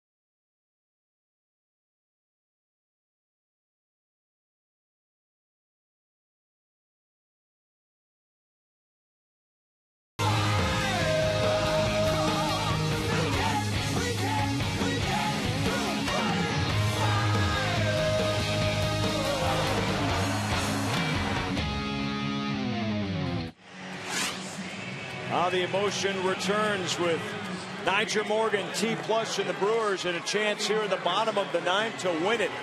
Ricky Weeks will lead things off for Milwaukee against Perkins out on the mound now for Minnesota. Yep, 18th appearance, 7 walks and 18 strikeouts for Perkins. Another guy that has made a number of starts for the Twins in his career. 0-1, a 450 earned run average. He hasn't allowed a run in 8 of his last 10 appearances. That covers 9 2/3. And Ricky Weeks takes a strike. Another left-handed pitcher out of that bullpen for Minnesota to face Milwaukee hitters.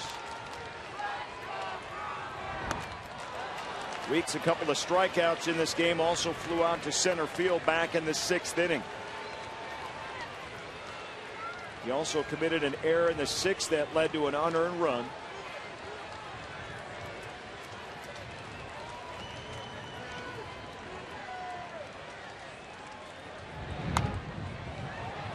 And he stays alive here in the 9th inning. And Ricky Weeks would like nothing more than to end this thing right here, right now. And you know he's more than capable of doing it. And how fitting would that be for a guy that has really struggled at the plate, surprisingly, all season. Moved down to number 6 in the batting order yesterday. And not only capable, but very due to do it. Absolutely.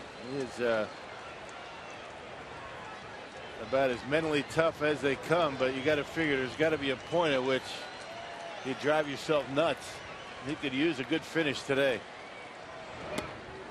And a called strike 3 on Weeks. Started to swing and he got rung up, so 1 down here in the 9th inning. A nasty breaking pitch from Perkins. Look at this pitch. That's a called strike. Down and in. That's a nasty breaker.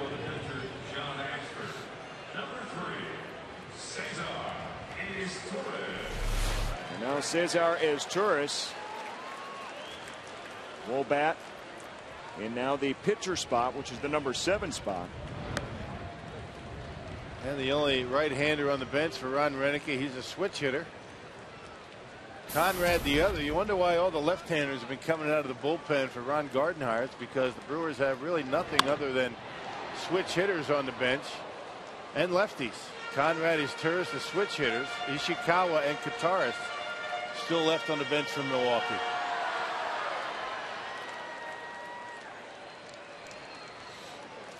As Turris started at short in yesterday's game, really picking up the bulk of the playing time, with Gonzalez now lost for the season.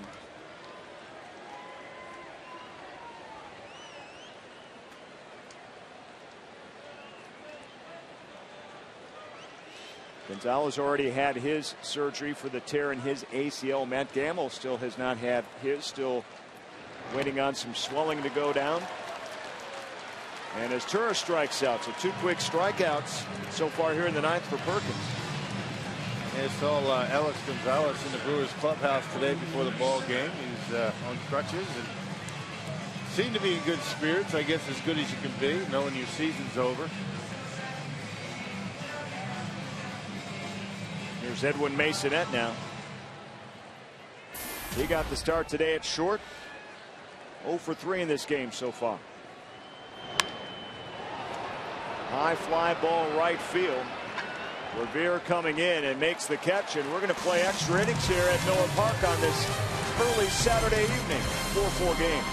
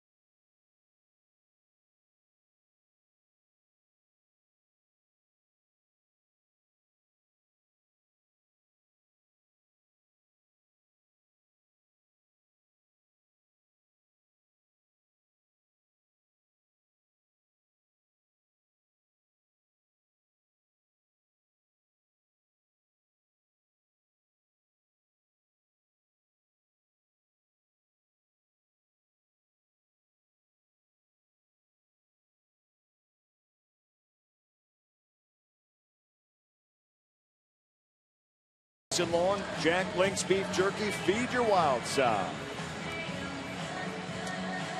Going to the 10th inning now in a 4-4 game. Justin Morneau set to get things going for the Twins.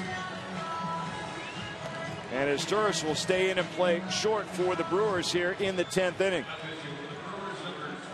And out on the mound, it's going to be Manny Parr to take over as Milwaukee's bullpen is starting to thin out quickly here. Yeah, just Tim Dillard left down there, and Manny Parr making appearance number 17. Appeared in yesterday's ball game, gave up an unearned run, a .295 earned run average, and has yet to give up a homer this year. Believe it or not, this is the Twins' first extra inning game this year. The Brewers are 2-1. Let's see if they can get to 3-1. Brewers in desperate need of a victory right here, especially right here at Miller Park, trying to gain some momentum on their season. They have lost 3 in a row, 5 of the last 6. And now we go to extra innings to see what they can do against the Minnesota Twins. Here's Morneau against Parr, lefty versus lefty. And Morneau fouls one back. Couple of walks, one intentional to Morneau. Officially 0 for 2 in this game.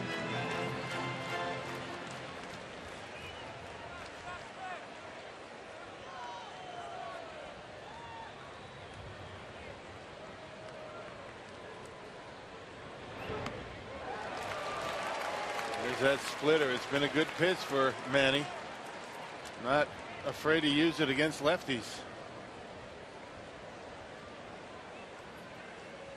Actually, Manny in yesterday's ball game, 2/3 of an inning, gave up 2 unearned runs. Not 1. Little chopper. Conrad takes it himself to retire at Morneau. 1 down. Not that it matters today anyway. Well, it was that disastrous 6th inning. What really should have been a 1-2-3 inning for Power turned out to be a 3-error inning for Milwaukee's defense. Next batter, the shortstop, Brian Dozier.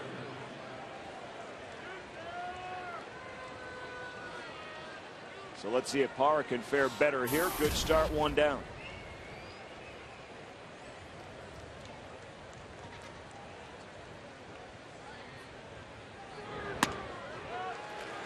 First pitch, a strike to Brian Dozier.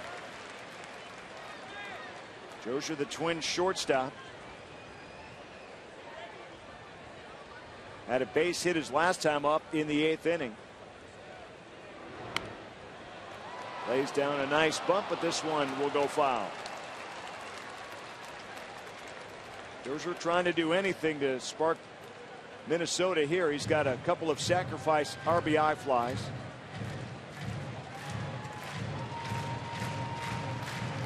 Responsible for bringing in half of Minnesota's runs here today.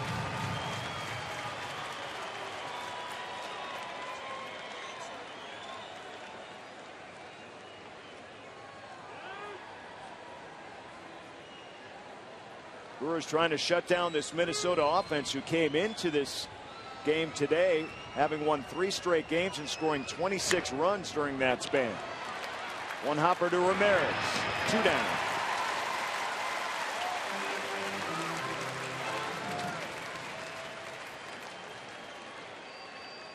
And Manny continues to pound the strike zone, doing a good job with the walk to strikeout ratio, and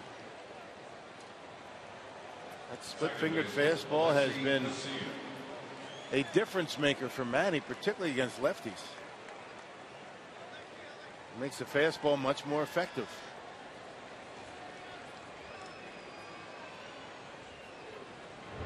Here's Casilla.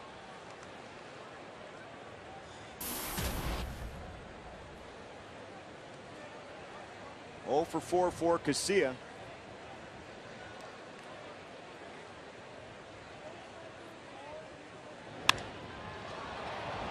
Fly ball, Nigel Morgan, straight away, center field, and a quick, tidy 1-2-3 inning for Manny Parra and the Brewers. Let's see if Milwaukee can win it in the 10th.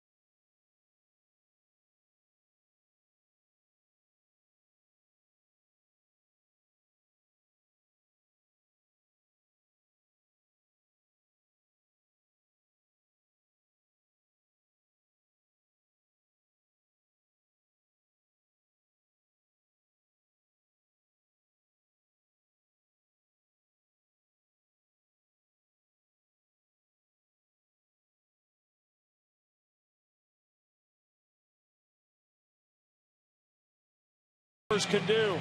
Take the momentum from that little guy. Swing that bat hard and hit a home run and get out of here with a victory. 4-4 though. We are in extra innings. And our new pitcher is going to be Jeff Gray for Minnesota, coming in out of that bullpen to make his 17th appearance of the season. And nothing wrong with those numbers either. A 2.12 ERA and 16 appearances. Over his last 9 appearances, he's given up 2 earned runs over, and that covers 10 2/3 innings.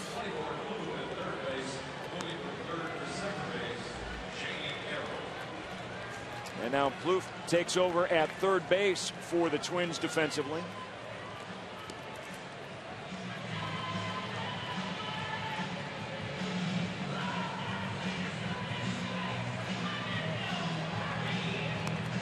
Carroll at second base, and Plouffe will hit in the pitcher's spot. Gray behind Dozier in the batting order. And now that you have a right-hander in the game, you get to use George Kataris, and he has a chance to knock one out of here.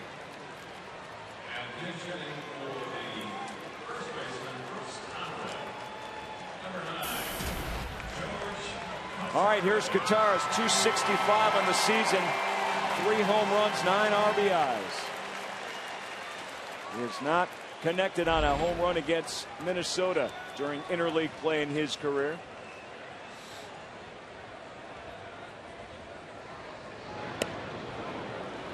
Takes a swing at that first pitch.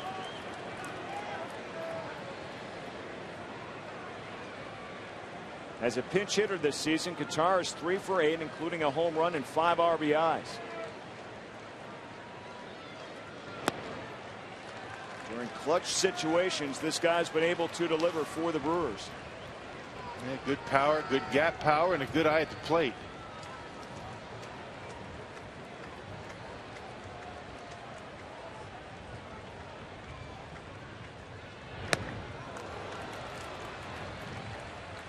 One and 2 now to Kataris. Having a tough time picking up that slider from Gray. It looks like a good one.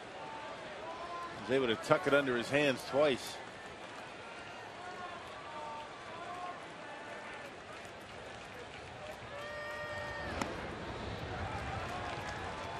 Now 2 and 2.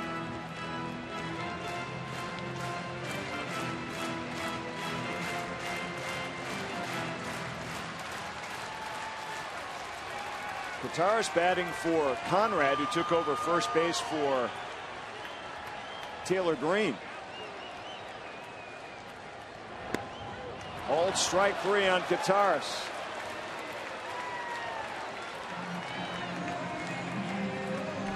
George, I think, was expecting that pitch to dive down and in. It was a four-seamer, and it stayed right on the inside corner. The two that he swung at kind of broke out of the strike zone when it started there.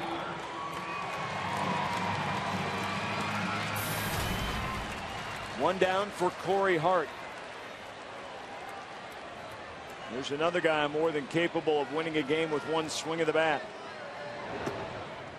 Hart has struck out his last 3 trips up after beginning the game with a double.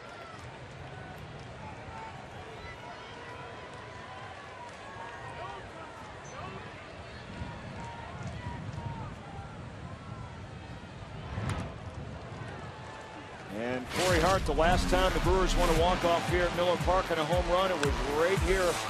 Not on a home run, my bad. A walk-off single against the Cubs in the 13th inning. It was just last Friday. Doesn't matter how it comes, as long as you win the game, right? See if you can do it right here. Good command of that outside corner. Gray's had some experience in the big leagues. Not a lot, though. I mean, he's been with the Athletics, the Cubs, White Sox, Mariners, now Twins. Bounced around quite a bit. And how about the single to get things going?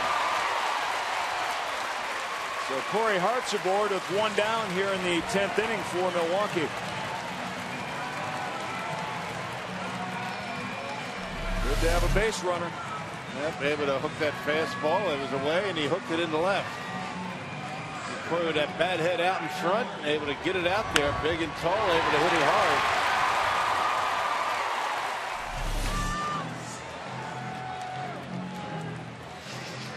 Corey Hart on for the second time today, but the first time since way back in the first inning. It's the 10th here now, and Nyjer Morgan has put together arguably his best day of the 2012 season so far here today. He has 3 singles, 2 stolen bases. He scored 3 runs. And he even broke out a little Tony Plush in that dugout earlier in the game as his average up to .213.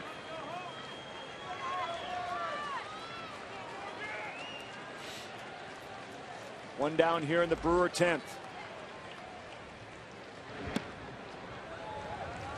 Outside, 1-1.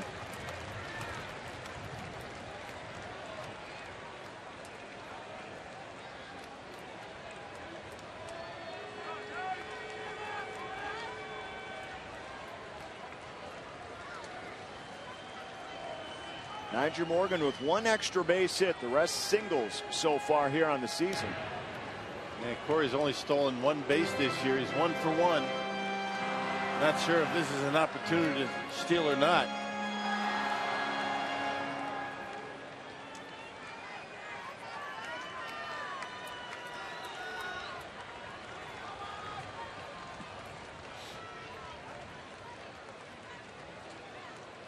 And they'll keep a close eye on Hart over at first.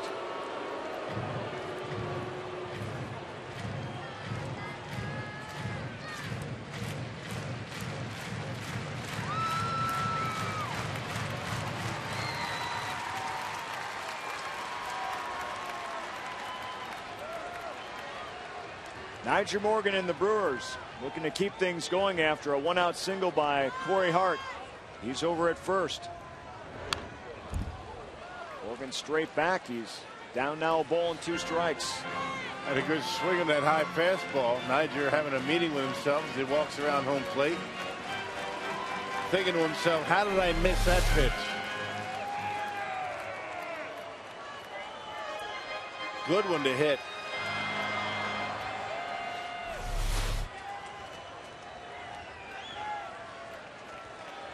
How about a 4-hit game for Nyjer today? Large portion of our sellout crowd still here at Miller Park. And Morgan strikes out. So 2 down here in the 10th inning. That's that slider again from Gray. He's got a good one. That one on the back door, off the plate. And Nyjer went after it. He knew it. Here's Ryan Braun.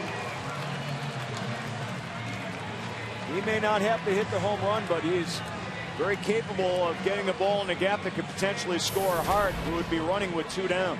It's going to be tough as deep as that outfield is. They are very deep to prevent against that extra base hit.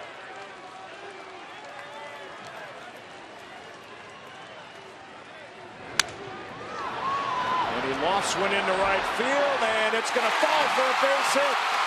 Hart on his way to third, so Ryan Braun. There you go.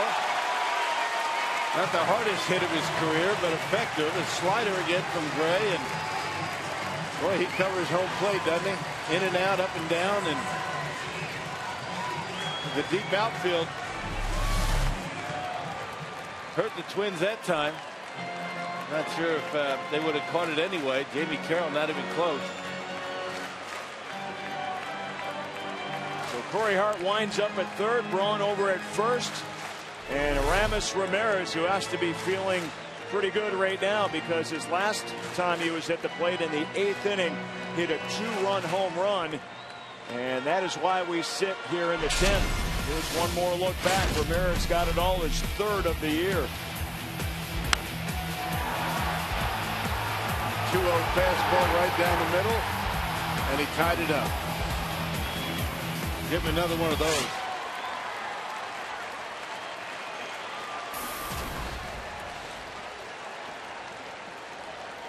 That Minnesota infield defense playing very deep. Dozier just off the grass. Braun will take second base. I don't think there's any way they're going to walk Aramis with Lucroy on deck. I mean, Lucroy is about the best there is in these situations. Showing a lot of respect for the Brewers' young catcher right here. Here's the 0-1. Fly ball straight away center field. And Gray's going to get out of it. We are through 10. It is 4-4.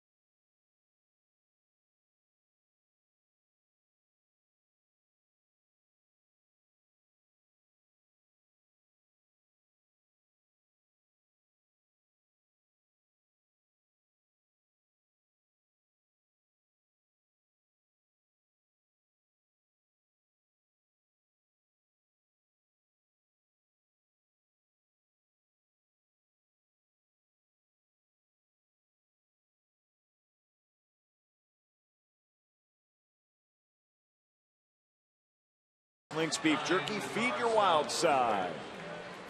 Set to go to the top of the 11th inning now. Manny Parra stays out on the hill for the Brewers. And Katara stays in the game. He'll take over at first base for Milwaukee. So the third first baseman here in this game for the Brewers. And the Brewers have one pitcher left and one position player remaining on the bench. That's Ishikawa. Tim Dillard left in the bullpen for Milwaukee.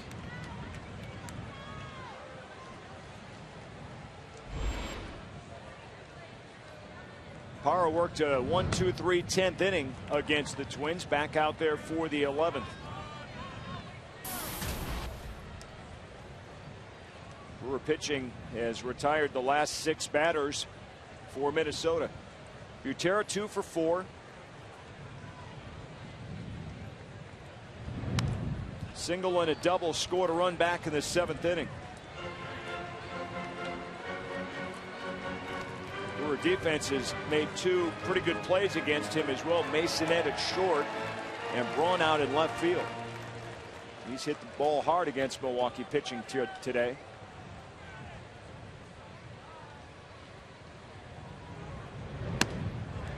Big cut and a miss on the fastball from Manny Parra. And they had good life on that one, 93 miles an hour. We talked about the Brewers bench. Mastriani, Darren Mastriani, the only position player left on the Twins bench. They have 3 relievers in their bullpen.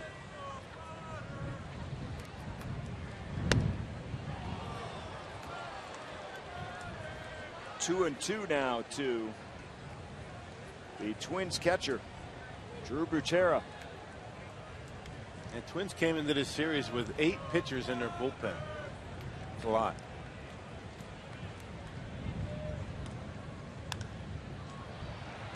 Pop up shallow left field is Torres. And there's one down. Guess you can do that though, and you have your DH. They don't have him now.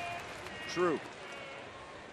But the majority of the time they do. You don't have to deal with your pinch hitting for the pitcher and those types of things. So you can have a shorter bench. A lot of times, managers will make an adjustment when they get into interleague play, but still the Twins have 5 players on their bench. So they're short 1 starting pitcher. And it's tough to make that change too. If you make a change now, all of a sudden this team is going to have a day off and then go to play the White Sox, so they're back to American League play. Right. Looks like the Brewers go back to National League play on Monday when they welcome in the Giants here to Miller Park. Garcia to short. And 2 down.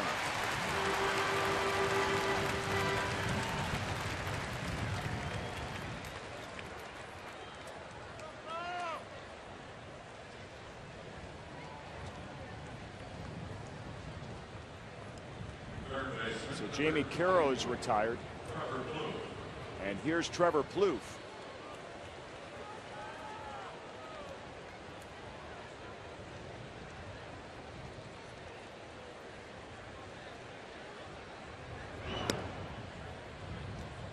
And he's trying to stay in a rhythm right now for the Brewers here in extra innings.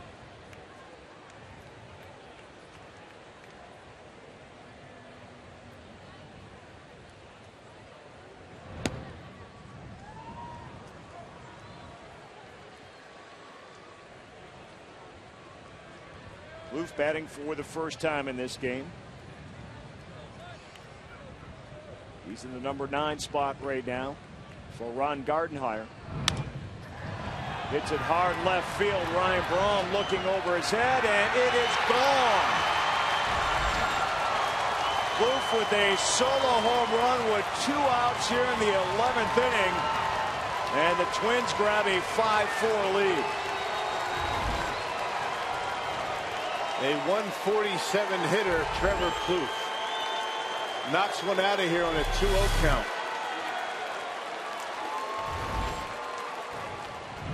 Just like Aramis Ramirez got a 2-0 pitch and tied it up.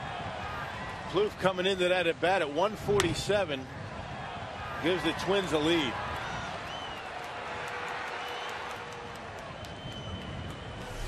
So a pinch hit home run gives Minnesota an advantage here in the 11th inning over the Brewers. Top of the order now in Denard Span.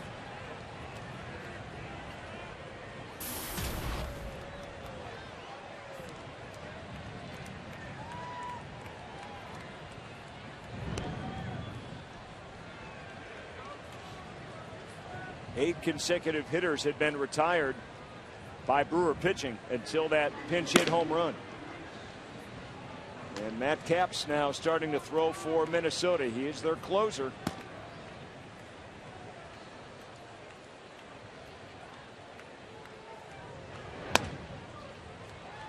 And now 3-0 to Span.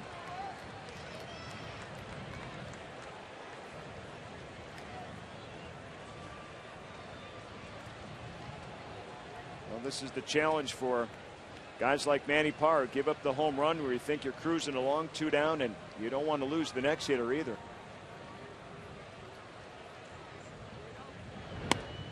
There's a strike from Parra. You got to shake it off. You got to get the next hitter, that being Denard Span, and hope your offense can get you some runs. Can't think about the pitch that you made to give up the home run. High fly ball in the infield. Weeks calls off Kataris and makes the final out. Plouffe in pinch hit fashion puts Minnesota up. Let's see if the Brewers can get it back in the 11th.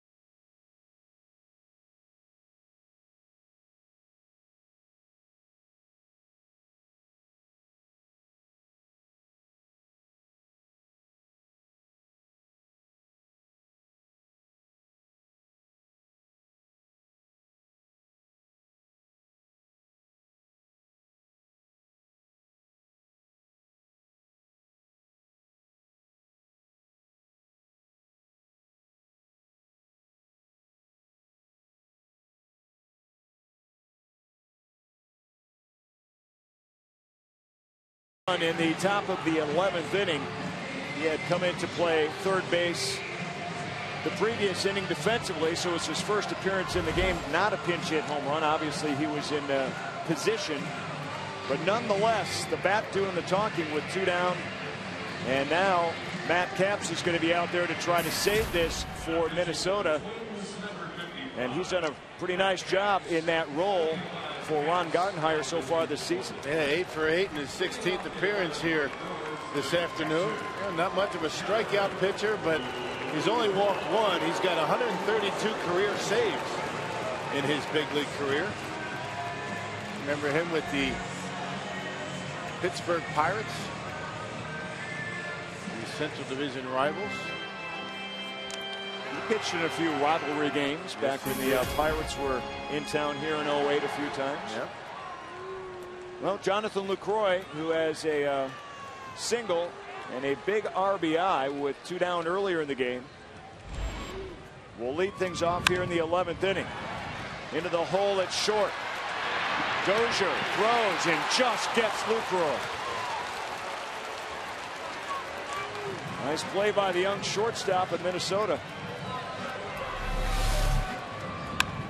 We've seen him cover a lot of ground out there at short, and the throw is right on the money. We've seen him do that last night too. Get down on the knee, get up, and get the ball off quickly to first base.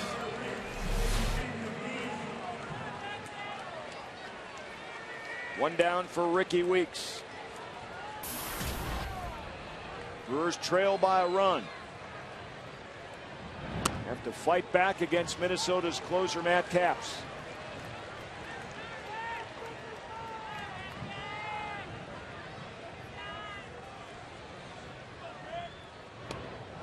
Ricky hitless in 4 previous trips to the plate today, including 3 strikeouts.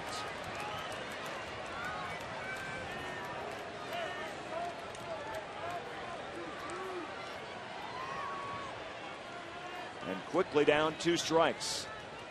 And he calls timeout. Capps ready to deliver that ball.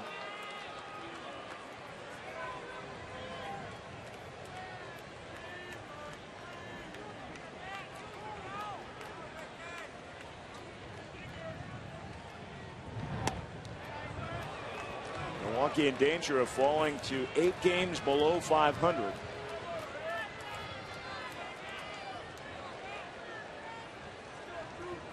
Been a tough stretch for Ron Renicky and the Brew Crew.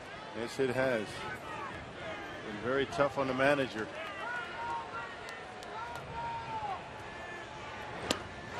And Weeks strikes out for the 4th time here today.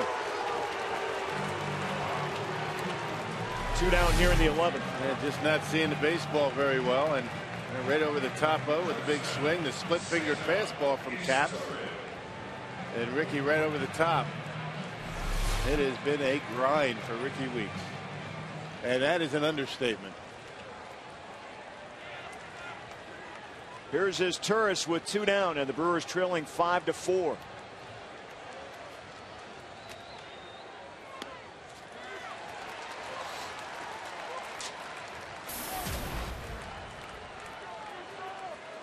If he can get on, Ishikawa is waiting on deck.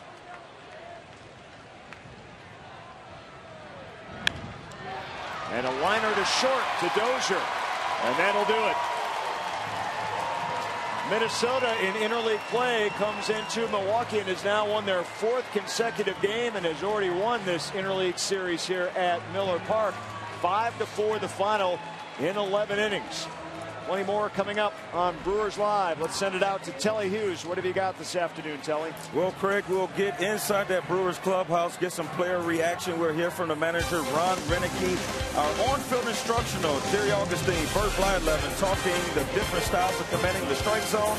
And we'll have a preview of the series finale. Brewers Live coming up next.